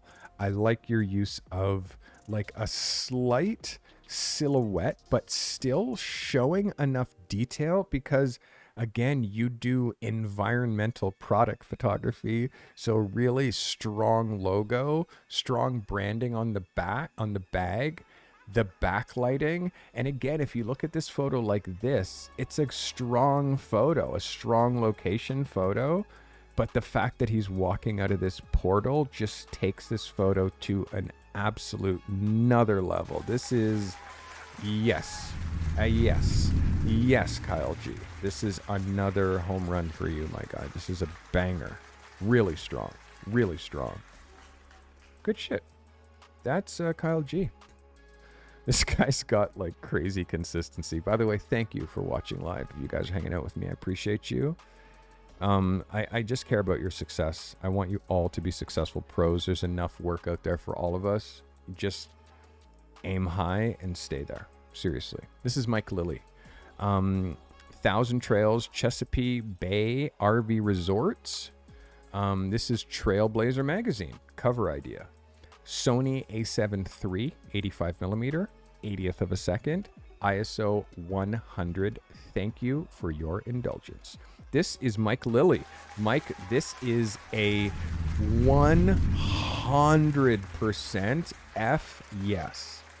Yes, Mike. Yes. Yes, Mike. I told you, my guy, like, I know that you have this in you. I know that you have this in you, man. Mike, this is so good. And I'm telling you, man, like, there's so many times that you shoot from the air and I'm like, Mike, on the ground sometimes, eh, buddy? On the ground. You have really strong ideas. Like, don't always think flyovers, dronies. Like, think sometimes you on the ground with your hands and your eyes in that camera. This is a print for, like, this should be a fine art print. You will sell this as stock. Trails Lane. Like, you'll sell this as a stock photo if you put it on Adobe Stock. This is a magazine cover. This is an ad. Like, this is such an 11 out of 10. I wish I could give you a 12. Mike, this, Mike, this. Like, you know, I get emotional, man, because I believe in some people more than they believe in themselves. I believe in your talent and your ability to crack the code to this industry at times more so than some of my viewers believe it in themselves, you know. And this is one of those photographs that proves that I'm not crazy. This is just one of those photographs that proves that I'm not crazy. And this is fantastic. Thank you so very much, Mike. This is amazing. Incredible. Hero shot from Mike Lilly. Wow, this guy's come so far, man. This is Monica Petrosky. This is the hardest photo shoot that I've attempted, and I know there's flaws. I'm interested to know how to work with the camera with the off-camera flash to make it less harsh. It has 3 modifiers with bulb, and how to have the photo less grainy in spite of the low ISO. The graininess has to do with exposure. If you're shooting strobe without a light meter, then you're likely underexposing it, even if you think that you're exposing it properly. Then when you're printing it or processing it, in this case, to the right exposure, you get noise in the shadow detail because of underexposure, because you don't have a light meter. A light meter solves it. You shoot with a light meter, you get the actual reading, not an estimated reading of you looking at the back of the screen and kind of guessing it, and then you get then you get no noise. Because if you're having if you're shooting low ISO and getting noise, that is underexposure. That is the reason. So the noise that you are getting, and I'm looking at it right now. Let me show you the whole photo. By the way, Monica, thank you for submitting. This is definitely like a really great attempt. You know, it's definitely a really great attempt. I want you to watch your horizon line. You can see his face is a little bit high up in the framing, which makes it a little tricky. And then you're cutting off his feet in a very radical way, which makes it impossible to make this an 8x10. When this goes to Instagram, you're going to cut right to here, right? Like, you're losing that much of the photo, possibly even more. When you go to Instagram, it's there. So, because you can't cut anything from the top. So this is the reason. It looks to you like it's exposed properly, right? But sadly, it's underexposed. And you can see it's underexposed just by looking at the digital noise that you see in the clouds. Like, that digital data is underexposure. You can see the digital data in his face. That's underexposure. And you can see the noise down here. So this is underexposed. So how, irregardless of what ISO you shoot at, irregardless, all grain works like this. This is a lesson in grain, okay? The most sensitive material is very large. This is grain on your sensor. The most sensitive ones are very large. There's also medium sensitivity particles that are here, that pack in here, right? And then there's the least sensitive particles are the smallest, okay? And when all different levels of highly sensitive all the way down to the least sensitive pieces of grain, when they all get exposed, you have no grain. Okay? Any picture that you underexpose, irregardless of the ISO, you're only exposing half the grain. So you're stopping here, hence a grainy photo. And when we look at this large you're seeing, that's because only the large grain were exposed and not the rest of them. So that has nothing to do with ISO. It has everything to do with exposure. This picture is likely underexposed, probably by 2/3 of a stop, because you don't have a light meter. So that is the explanation, Monica. I hope that helps you. Get a light meter. It's going to change everything. Somebody just gifted, and that I believe was Mike Steinmatch, just gifted 5 memberships. Mike, thank you, my guy. Appreciate you. Conjure you a little smoke, my guy. Thanks for the gifted. I appreciate you. A bunch of you just got gifted memberships. We are trying to get to like 500 members, but right now we're trying to get to 200 members. Okay, we're trying to get to 200 members. If you're watching my content and just leeching off me for free because it's YouTube, totally cool. Just understand you can't talk in chat sometimes, and I'm going to be doing all kinds of members only streams where you get to hang out with me, have a free community, you get to actually talk to me pretty much almost every day if you wish, if you hang out with my free community, or you just watch, don't engage, and see what you can get that way. It's totally cool. I just feel like the people who, hey, Matt was a mountain biker. I was a mountain biker too, Matt. Matt, thank you for the super. Appreciate you. You're going to get a little smoke right now, Matt, because your kindness for opening up your Wally. You opened up Wally and dropped me a $4.99. Hey, I got a super chat. Hey, I got a super chat. I'm just... My girl's like, are you talking to me? I'm like, kinda. So yeah, Monica, small things, but big things. Exposure is all we have. If we can nail exposure and nail it consistently, that happens from really understanding like you can't light with artificial light and wing it. It's gonna eat you. It's gonna bite you. You asked me, why is this happening? I just told you. And guaranteed no light meter, guaranteed underexposed. And believe me, if you print this photo down or process it down so the grain disappears, that'll show you what your actual exposure was, which will be dark. See what I'm saying? All right, that was Monica, Map Girl. Monica, thanks for submitting. Again, I like the pose, I like the idea, I like the vibe, I like how into it he is. You just have to watch your crop, because I'm sure you didn't mean to half cut his feet. The crops have to kind of go here, like mid-thigh, half length, chest up, headshot. So if once you commit to being below the knee, you have to do full length. You can't crop mid shin. That looks super awkward. You can't crop ankles, cutting the feet off. That looks super awkward. So definitely watch it for that. All right. That is Monica Map Girl P. All right. I think we're down to the final 10 here. This is Doyle Daniels. Doyle, candle lit, Fuji X-T5, 50mm, 1.4, 125th of a second, ISO 4000. All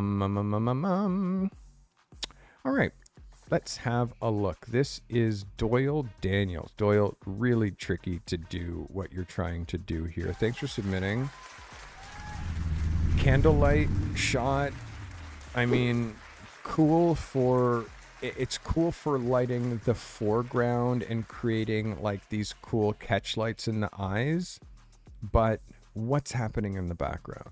Like, the photo ends right here at her hairline. It ends right here, and everything else just vaporizes. So when you look at the now shot here, you actually don't see her hair.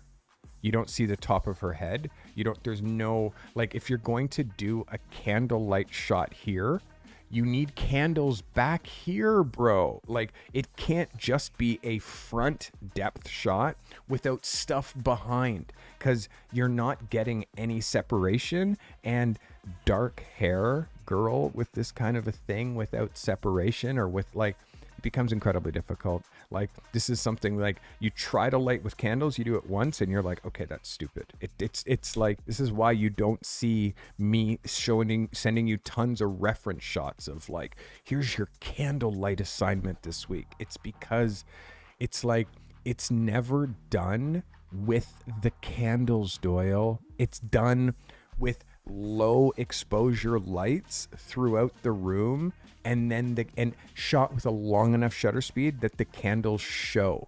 It's not lit with the candles. Candles don't have enough lumens to light a photograph, so you need to do 75 of them, and then no depth behind. I appreciate it as an idea, but it's like why we don't light with flashlights. You know what I mean? The only way to, it's like close up like this, holding the candle. Okay, cool. You took that shot. You realized, okay, like, what's the point of it? No one's going to hire you to do a candlelight shot. And if they are, you're going to know, okay, so I light the shot, or I put it in a room that the room has depth. You're not going to put someone in a black room and light with a candlelight, especially if they have black hair, because anything beyond the range of where the light goes just disappears. It's like a black guy holding a candle out at, like, you're just going to see my smile. Do you know what I mean? Like, it's not photography lighting.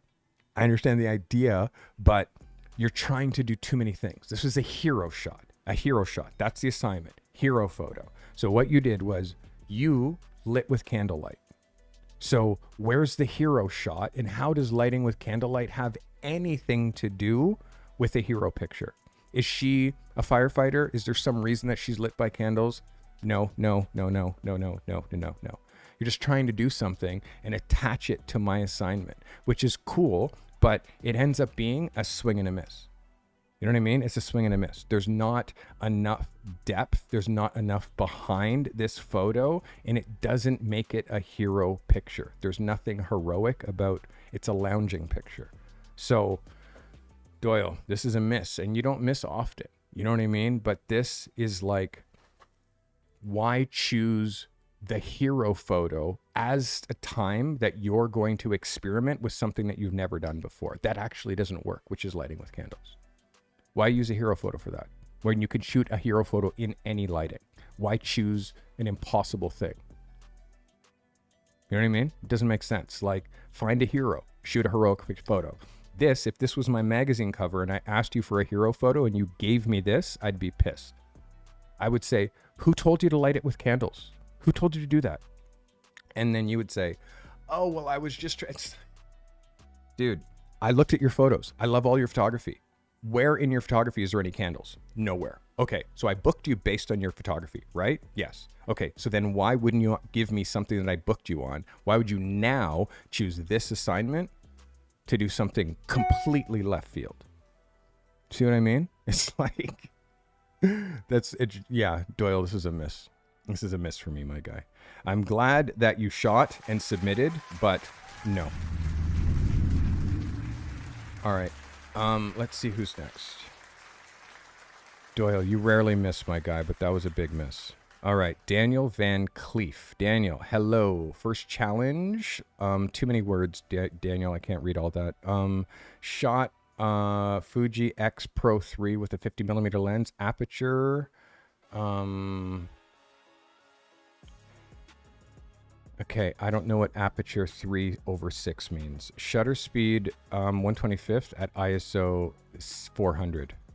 Apertures do not work that way. 3/6. It is literally f1, 1.2, 1.4, 1.8, f2, 2.2, 2.5, 2.5, f3, f3.5, f4, f4.5, 5, 5.6, f6.3, f7.1, f8, f9, f10, f11, f13, f14, f16, f18, f20, f22. Those are apertures. And without going on the thirds like I just did, it's f1, f2, f2.8, f4, f5.6, f8, f11, f16, f22. Those are f-stops. You can't give me an f-stop that is 3/6. That is not an f-stop. So I don't know what that f-stop is. And again, will make me crazy. Like, that's not an f-stop. So yeah, this is not an f-stop. Aperture 3/6. It's not an aperture. So anyways, that frustrates me. Please correct that, Daniel. And ISO 125. And I can't even if it's a spelling mistake, it doesn't make sense. ISO 400. So I'm getting right at the edge of my limit now, I think, which is about 40 photos, which is why I'm cutting off how many photos, how many people can have their photos reviewed. First thing, sizing, not sized to 4,000 pixels wide, Daniel. Please read the brief. 4,000 pixels wide. If you open this, I guarantee it's 2,600 pixels wide. So that's the first thing. The next thing is 100 DPI. The next thing is a horizontal double page spread with the person dead center, which is another thing that we talked about today at length. At length. And it's frustrating because I feel like A, people don't listen, B, people don't read. So there's a reason that you don't hold the camera when you're shooting a vertical picture horizontally. People are vertical. People are vertical. There's nothing important here. There is nothing important here. There is, on the other hand, important stuff down here that we don't see because you're holding the camera horizontally. I'm going to stop saying that. And I'm actually going to get to the point where I stop reviewing dead center horizontal photos because they don't make sense. And because I say this every single episode, I'm getting like, I feel like I'm taking crazy pills. Like, A, people don't watch my episodes and they just submit and then wonder why I get crazy because I think you would watch my content before putting your photos up for review. Daniel, you're in my accelerator. I have high expectations for you, but this is a miss. The makeup is a miss. The white eyeliner, bro. No. It just looks... this girl's so cool. She's got cool tattoos and cool style. But when she comes out with the white eyeliner, you point to it and say, you got me, but you lost me at the eyeliner. Can you please change it? And then she's like, oh, well, I thought it was cool. And you're like, cool, I got it, but not for the photography because it's like makeup artists are not doing this in Vogue. And it becomes like, it's just a thing that she likes, which is cool, but it becomes a trend and trends fall out of vogue in a portfolio faster than third period French. Like there's too many mistakes in this picture, Daniel. The styling is off. The hat doesn't match the outfit. The eyeshadow doesn't match the outfit, and the pose doesn't match. And it's a dead center horizontal photo. The light, yes, but I need to see vertical photos. I know that you have this in you. Please don't photograph dead center horizontals. And you see how many times. And guess what? Next week I'll do reviews and I'll look at 40 more, or out of the 40, I'll look at least 10 more horizontal pictures. Person, dead center, dead center, dead center. I'll see it over and over and over again. And I wonder, do people listen to me? Do they listen to me? Do you listen to me? And here's the thing. Other people from this community, if you know what I'm going to say when I see a say something to these people so I don't, at the end or after over 2 hours of reviewing photos and I feel like I'm saying the thing 40 times, start making comments. Carty's going to say this. You should probably submit a photo that's not center focused because do you not watch his content? Please. Guys, please. I'm kind of going crazy here right now. Daniel, please read the brief. Please read the brief. Please read the brief and follow along. I say this every episode. Do not shoot horizontal dead center. Don't do that. Every week someone does it. So don't be the one who does it. Don't be that guy, because I will center you out, because it pisses me off. Because this is you not listening, and it's for you. It's for you. It's not for me. I already know to offset my stuff left or right. This is for you, because you don't know that yet. So lock it in. Please lock it in. And I'm not saying compose on the thirds. This is another thing. Divide your photo in half. Super simple. Take a photo. Divide your photo in half, like this. Now, when you divide it in half, you can see the photo is a left and a right. Now, it doesn't work if you shoot it on the thirds, because the thirds end up being here and here-ish, right? Like roughly here and here. So if you shoot on the thirds, it doesn't fit properly. It's actually more over here. So like the only way to shoot it is you divide your horizontal picture in half and then center your subject on half of the page. That's the only way it works. Or you do it over here and center it that way. This is the gutter. This is in every magazine, in every book, in every publication, there's a gutter. If you ever want to see your photos across 2 pages, which is the most real estate that you can get in a magazine, stop center focusing your stuff, or your pictures will not live anywhere other than the internet. And there's no price to entry. There's no price to entry to have your work on the internet. You just need to put it on there.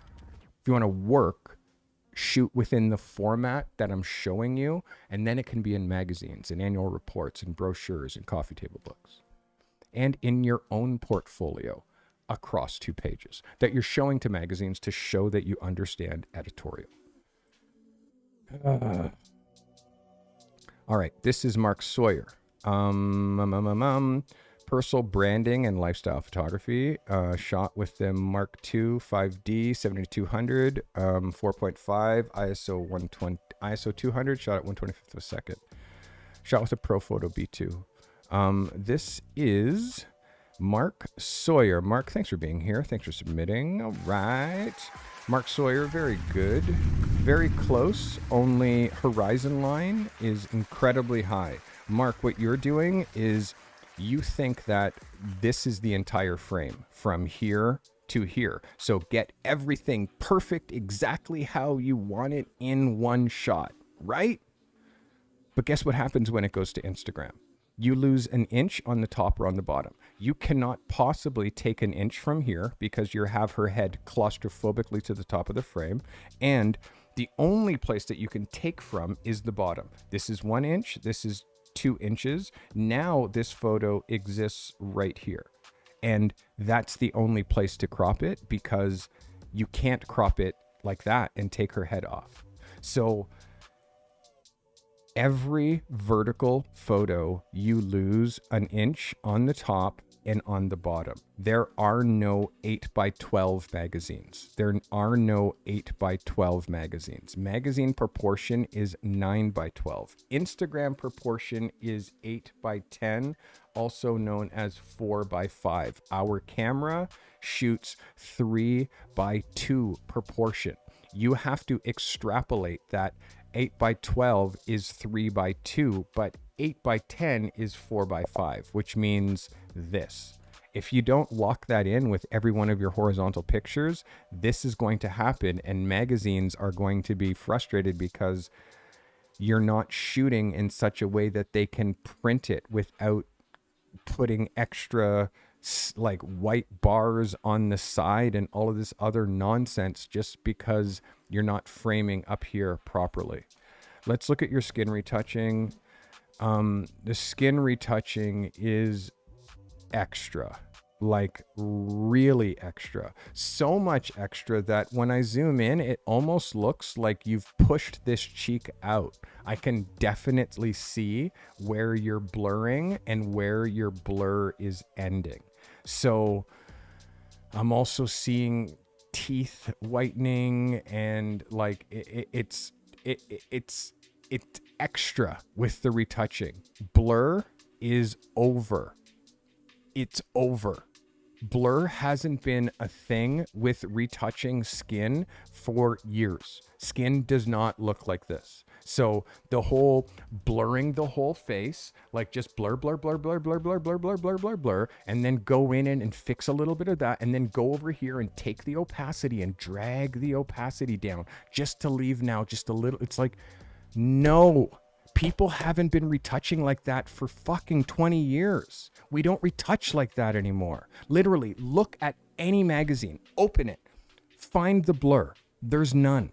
So you're using a technique, a post-processing technique that is like ancient. We don't do that anymore. Like I'm looking at a 4K monitor, eh? I'm looking at a 4K monitor, and on a 4K monitor, I see this, like, it looks really bad when you zoom it in, and you can see how you can't get in here with the retouching, with the blur. So it just stops right here.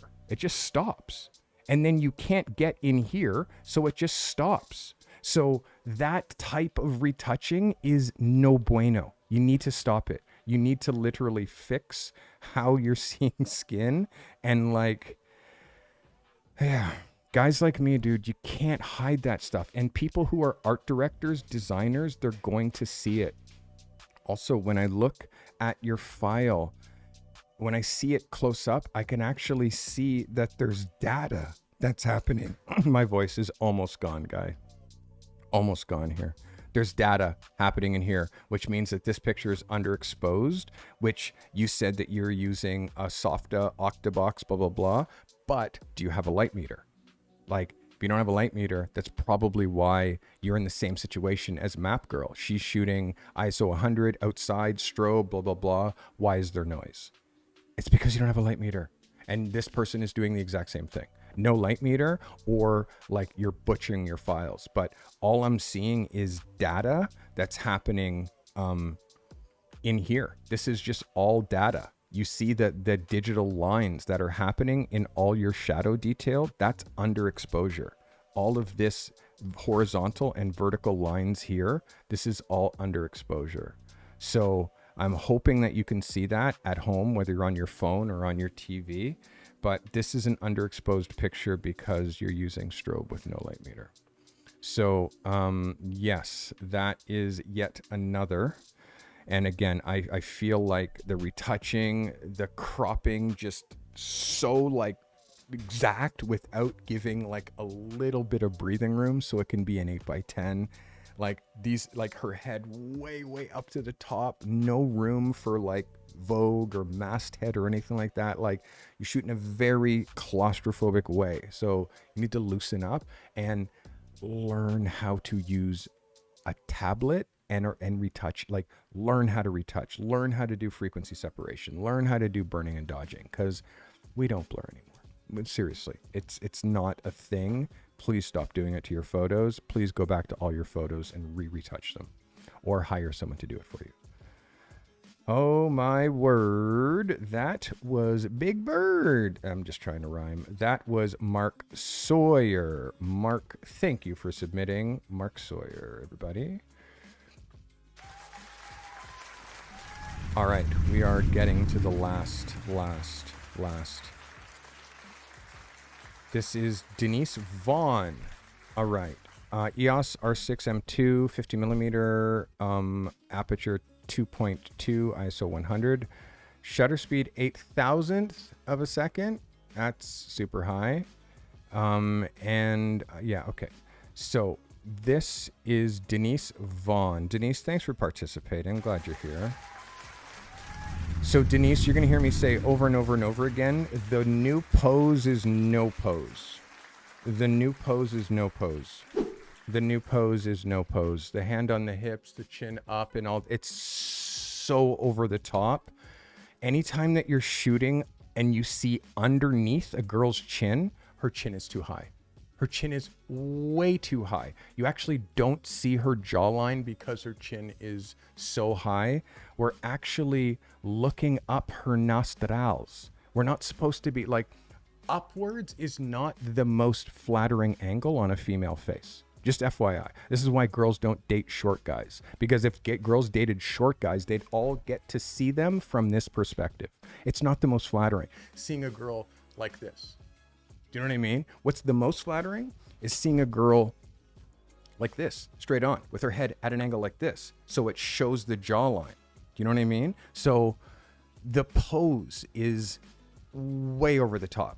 How do you pose your models better? Number one, don't let the person who's in front of your camera do anything on their own, because they don't know. And this girl has no clue. And if you also have no clue, and the model has no clue, then it's two of you just figuring stuff out and both of you saying, this is amazing, this is amazing. So the location, yes, but she's not wearing a contrasting outfit. So you have dark down here, dark down here, dark over here, and dark on her, and dark hair. So the separation of her hair, like if you're shooting her in this outfit, put her against something that has contrast. So it pops.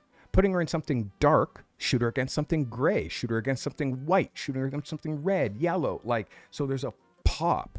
But you're shooting her in mixed light where she's lit, but the background is partially lit and partially shade. Where it's shade, it goes to black. Where that black happens, that now is fighting with this body of black. So it's like the pose. I know that this is your first review, and it's like there's a lot of things that are like wrong with this photo. How her elbow is out, it's too close. It's too close to the edge of the frame. Chin is too high. It's just everything's exaggerated. And if you look at Vogue, right? Let's just look at Vogue today. Vogue, right? If you look at Vogue, and if you just look at images just from Vogue, right? Look at head angles. Let me just show you head angles. Look at the average head angle from Vogue. Look at how majority straight on, straight on, straight on. Like, look at head angles. You never see a girl like this, like ever, because it's not flattering. Like, so look at head angles, head angles, head angle, head angle. Like, so there's a reason for, so when you're trying to shoot, like, Rihanna can pull it off, but even there, she's not as far up as your model was. Most of the time, you're going to see Rihanna like this. Most of the time. Because look at Riri like this. Would you rather see her like this, or would you rather see her like this, with her head angle like that? Right? Like, look at this head angle. Down. So it tapers the face and narrows the face and makes the face look like a V. Gives a strong jawline. You will see this over and over and over again. But if you don't know, then you're not directing your model. And if you don't know and your model doesn't know, then you get lots of chin up. And again, this is Vogue. Like, even Vogue models don't do that.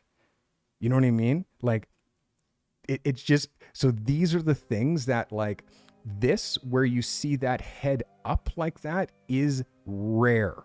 And also, the pose is no pose. Stop posing people who aren't models, because they do not know what to do. And if you don't know what to do and they don't know what to do, all poses end up looking awkward. They don't end up looking cool like this Vogue cover, because again, it ends up just looking chintzy or cheesy or cheap. Like, I hate to say it, but horrible, like a horrible pose, a horrible photo.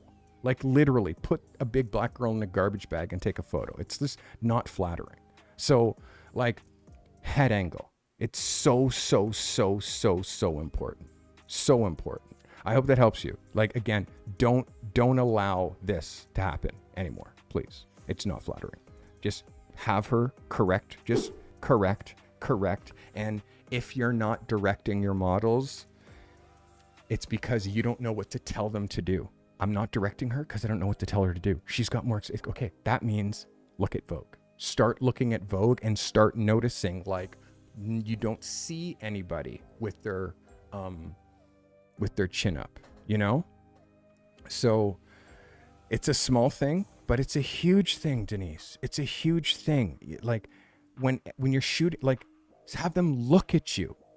Just look at me. Just let me see your face. Just let me see your face. It's not this, it's not that, that's all just like, it's pretend. You know what I mean? There's no value in it. It doesn't move the needle. So have someone just look dead at the camera. Drop the chin down just a bit, extend out, and you'll notice, like, wow, every magazine cover is shot that way.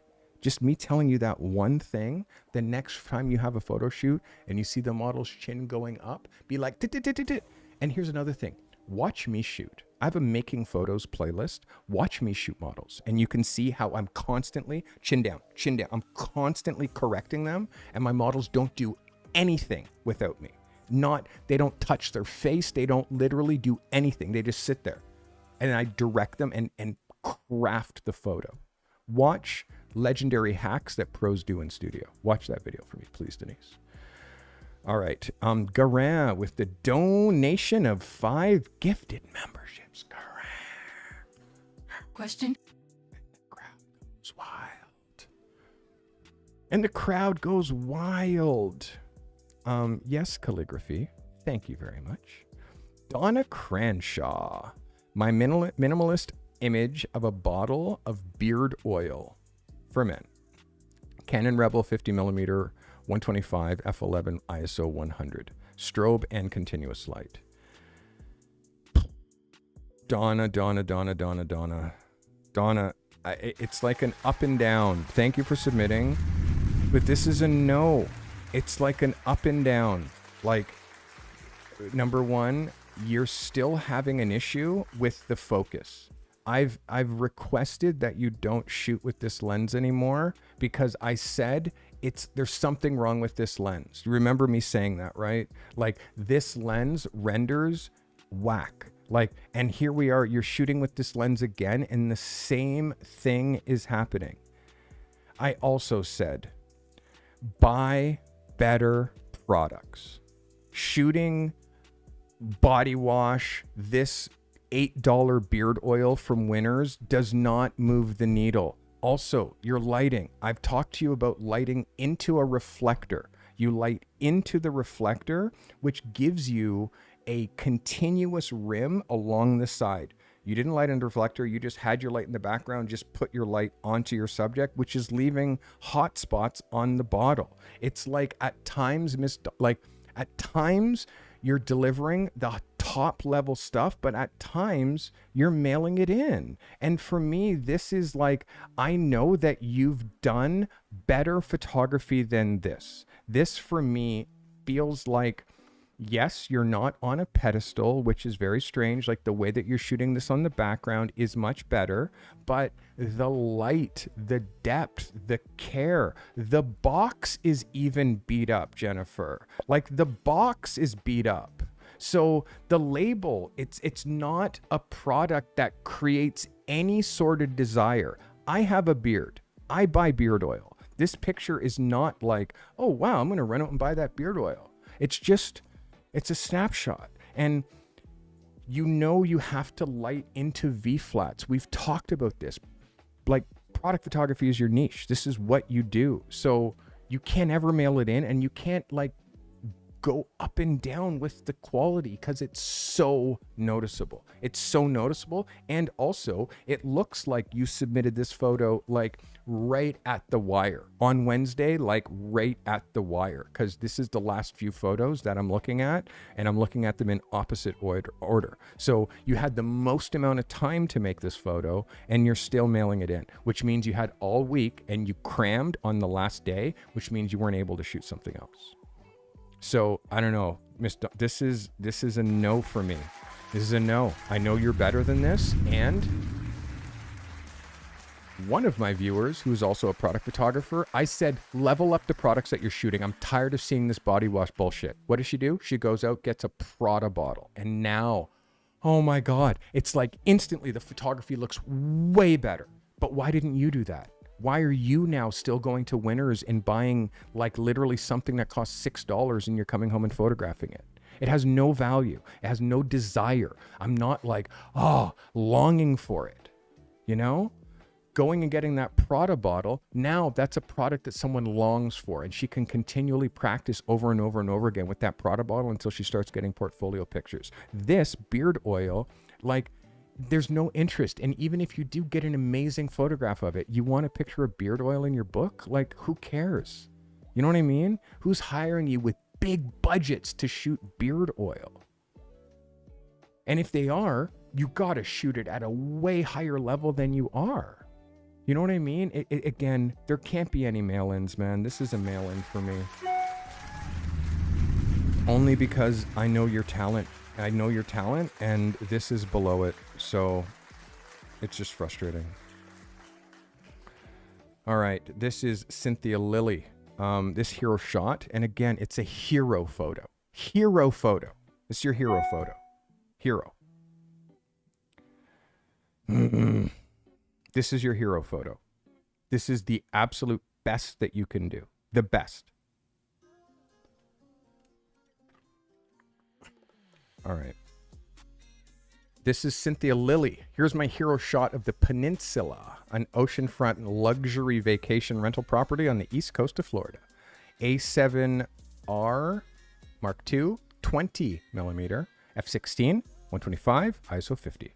This is Cynthia Lilly. Cynthia Lilly, thanks for submitting. Cynthia, you look like you did a little bit of lens correction on this, maybe to straighten the building. It looks almost like a toy. It's very clever. I actually really enjoy this. I love how you made the lines straight. It's almost like a forced perspective that looks like you and Mike killed it this week, Cynthia. You actually really did. I really love the discipline of this frame. I love the super low horizon line. There's a couple small things that you got to watch. Like, just make sure that you're not getting too claustrophobically close down here and down here, because, you know, we're going to lose some of that once we go to print. Your distance here is good. You gave me good headspace for the masthead, so that really works. Other than just down here, Cynthia, like literally other than just down here where you might lose that sidewalk, which you almost don't see as a sidewalk because it's so thin, you might lose a little bit of that, but other than that, you are getting an 11. And again, you're back. You're back. This is what I expect from you. I know you have this type of work in you. I know you have this level in you. It seems like you and your husband had a little powwow and were like, all right, Mike, we need to stop screwing around. There's been too many weeks gone by that we're not winning photo of the week. We need to change that. We need to change that stat. It seems like you guys had a little powwow and actually produced some good work. Good shit. You guys both did amazingly this week. Amazing. Good, good, good, good, good. Good. Good. Good. Good, good, good, good, good. All right. We are down to the final three. This is Taylor Valentine. Nikon Z6 Mark II, 24-70, f4, 52 millimeter, f16, f2.5, ISO 100. This is Taylor Valentine with a little pro cycling business. Sorry, Taylor, just opening this up here. Big Taylor Valentine with a little bit of sealant with a hero photo. I definitely see what you were trying to do here. I can take it as a hero photo. I can take it. The lighting is where we kind of get a little odd. I would love a little bit more kick in here, although I don't mind the hard light. It's just that this tube is such a circle, so when you're lighting it from the side that way, it's like it's giving like that shadow is, and also because the words are like rolling over that way so much, it becomes really hard to see what's happening on the text. You know what I mean? Like how this is kind of rolling in that way. but again, you can still read it. The label on the sealant, again, these people don't print this stuff very high quality, so you can definitely see it. But I love the fact that you have the race numbers. It's super, super dope.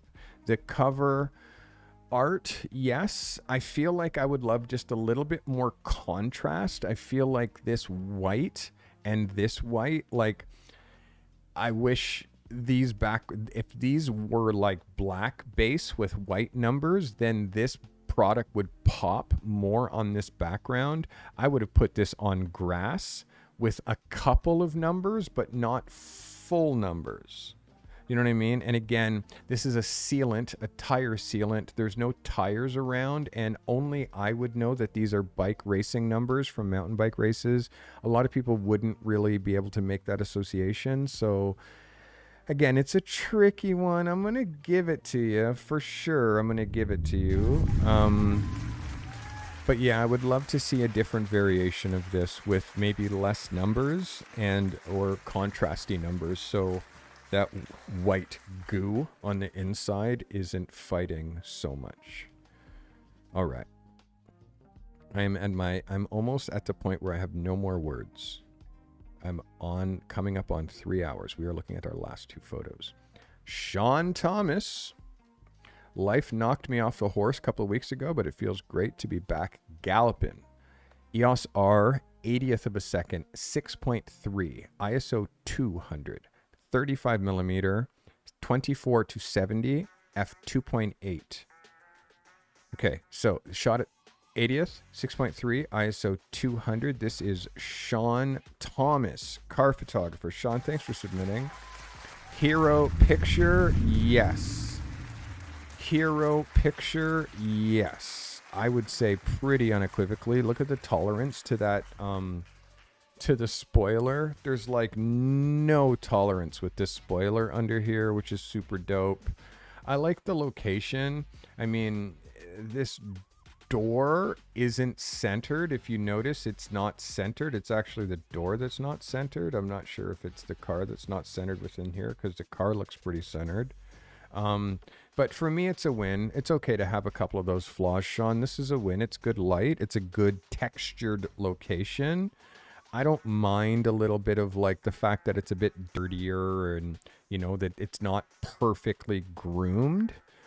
And it's an interesting angle. It's an interesting angle. It's a new perspective of the car. I don't mind looking at the body this way. This is a yes for me, Sean. With all of your amazing photography, will this make it into your actual portfolio? Is this better than some of your other stuff? You got some killer shots, bro. It's tricky. I got to see how you incorporate that with your portfolio. All right, we got one more shot, and then I'm going to give you this next week's assignment. This is Mike Morrison, shot with the Sony A7R5 24-70, shot at 44 millimeters, 30 seconds actually, a full 30 seconds, f22, ISO 100. This is Mike Morrison, who is also a car photographer. Mike, thanks for submitting. This is a nice interior, Mike. This is a nice interior. We're starting to feel something here. It really works as a double page spread. Really good discipline here with the steering wheel and these tolerances here towards the gutter, and actually matching there, the helmet centered perfectly. A nice vertical softbox of light, although this light is a bit hot, which you're noticing that this is actually so hot that it's whiting out. That's because this is now like probably 2 stops over the rest of the seed, but it's okay. I would love to see a little bit of light coming in here. Like, you chose to light this way through the open door.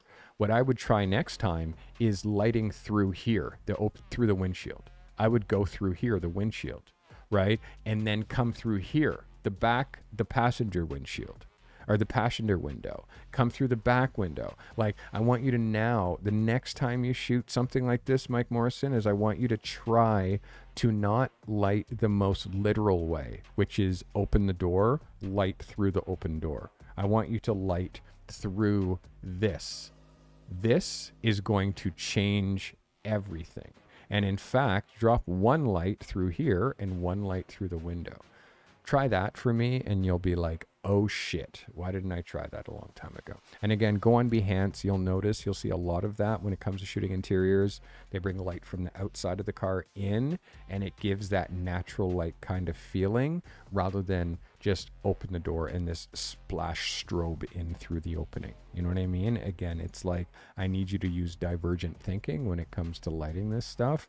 You know, if you're driving the car, sun would be coming in through the windshield, right? So use strobe like that sun and push it through the windshield, throw a gel over it, start to see what you can make happen. Try that again. I'd love to see how that develops. Yo, we made it to the end. Mike Morrison.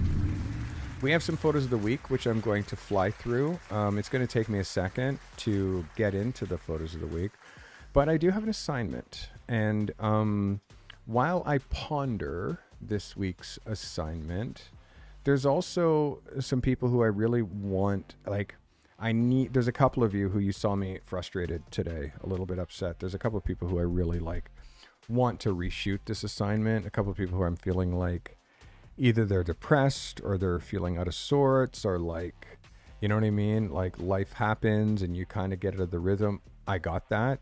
But just know, I notice it right away. I notice when you're out of the rhythm because it shows in your work, and it shows so quickly. When you're a newer photographer, you can't hide it as well as I can. I can be in the worst headspace and still make profound photographs, and then, you know what I mean? And funny enough, making profound photographs will take me out of bad headspace. So I just immerse myself into the work, you know? You guys got to as well. Whether you felt like you had a great review today or whether you felt like you had a harsh review today, all reviews are helpful. All reviews are helpful for me. I don't hold grudges. I'm not like, oh my God, that photo. It's like, no, as soon as I turn this off, I go back to my life. I'm not stressing about it. You guys also have to be the same way. You can't have an emotional attachment to a piece of work, a photograph. It's not you. It's not living and breathing. It's just a piece of work. It's just one frame that came out of your camera. And guess what? Unless you've been shooting for 30, 40, 50 years, those frames are not coming out of your camera perfect. And in fact, if you're less than 10 years in with photographs, you need to shoot a lot and get this feedback going. And literally this feedback, like I'm giving you, 2 years, instantly, 2 years, you could be a photographer with photo reviews. 2 years, easily. Photo reviews, yeah. Mentorship, that cuts the time in a quarter, 6 months, you know what I mean? With one-on-one mentorship, 6 months. And my masterclass, or my Pro Accelerator, My Pro Accelerator is about a year. I believe that I could turn you into a working pro.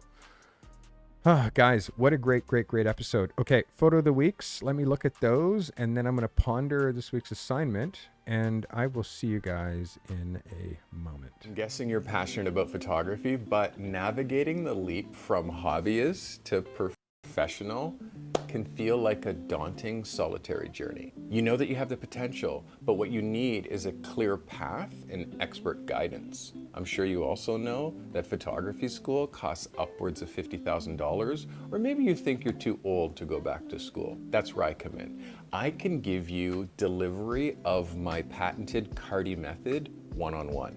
It's not just any mentorship, it's a personalized deep dive into a proven 6-phase system that I've developed over my 33-year career. Together, we'll walk through each phase of the Carty method, tailored specifically to your needs and your pace. Whether it's mastering the art of composition, or understanding the business side of photography, or even developing your unique style, I'll be there to guide you every step of the way. You can take the first step towards realizing your dream of becoming a professional photographer very simply. Enroll in the Carty Method one-on-one mentorship today. With personalized guidance and actionable steps at every session, you're not just learning, you're actually transforming. My time is limited. There's only 24 hours in a day, so I can only take on 8 shooters this way. So apply now to secure your spot and start your journey to becoming a professional photographer.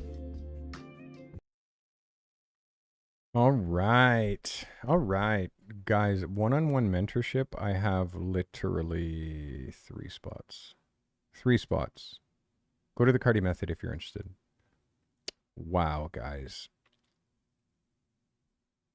I have some new shooters winning photos of the week, which is great.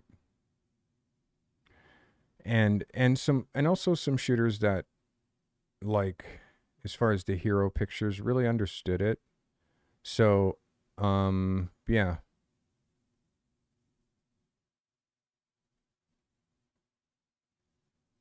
Good deal. Okay, we're almost there. We're almost there. It's tricky because, you know, excuse my language. The work is really good. And again, some shooters just smashed it this week. Smashed it. All right, I think we're here. Okay, this, yes, yes, yes, yes, yes, yes, yes. Close that, close that, close that. All right. Okay, here are your photos of the week in no particular order. Ladies and gentlemen, your photos of the week. Your first photo of the week goes to Cynthia Lilly with this photo right here. Absolutely incredible, Cynthia. Very proud of you. This is a fantastic capture. So good. Cynthia Lilly with our first photo of the week. Congratulations. Our second photo of the week. The better half or other half of Cynthia Lilly is Mike Lilly, and he won the photo of the week as well with that photo right there. Photo of the week, Mike Lilly.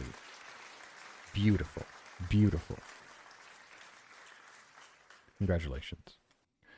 Photo of the week, photo of the week, photo of the week, photo of the week. Our next photo of the week goes to Kyle G. This seems like a regular thing for this guy. Kyle G, another photo of the week. Absolute banger.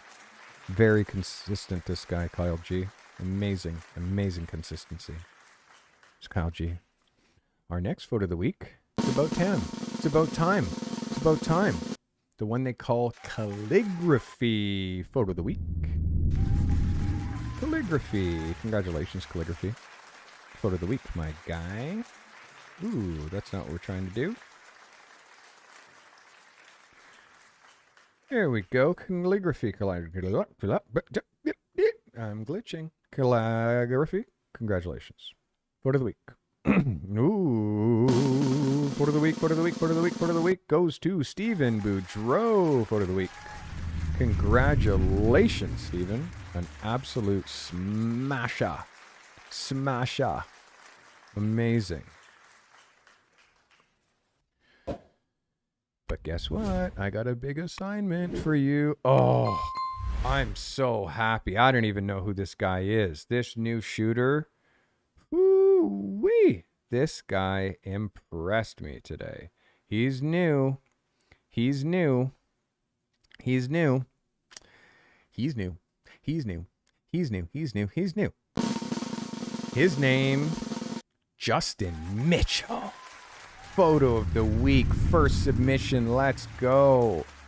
Justin Mitchell, congratulations, buddy. Welcome to the crew. Photo of the week. You're a very talented shooter. You have amazing potential. Let me help you get there. Congratulations. Such a sick picture. So sick. By the way, I don't play favorites. And at times, like, the only reason that I know who is the photographer is I have to sometimes look. But after a while, I learn your style. You establish a style. And I see that style and I can say, this is this person, this is this person, this is this person. Like, after a while, I actually start to recognize the photographers. And that's pretty cool. Guys, your next photo of the week, Matthew Wassinger. Let's go. First photo of the week. Congratulations. An absolute smasher. Smasher. Congratulations. Congratulations, everybody. Very, very good. We are down to the last few. The last few. Our next photo of the week. It's about time for this shooter as well. Again, I'm needing more from you. This photographer, Sebastian Kawaka, photo of the week. Congratulations, Sebastian, with this very contemporary editorial portrait. hero photo. Congratulations, Sebastian. Our next photo of the week. Our next photo of the week.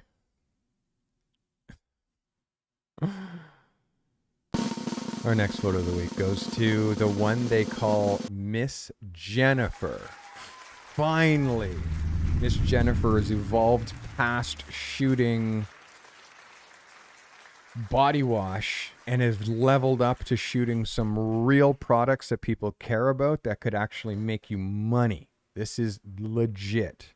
Get a better piece of velveteen. This is low budget and it's showing up that way. But as soon as I want to see much more photography from you, Miss Jennifer, with this exact perfume bottle, Miss Jennifer photo of the week.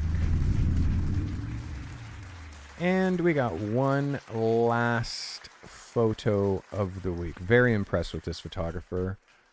His level of learning over the last couple of months since he's been around, and as well, he's in my Pro Accelerator.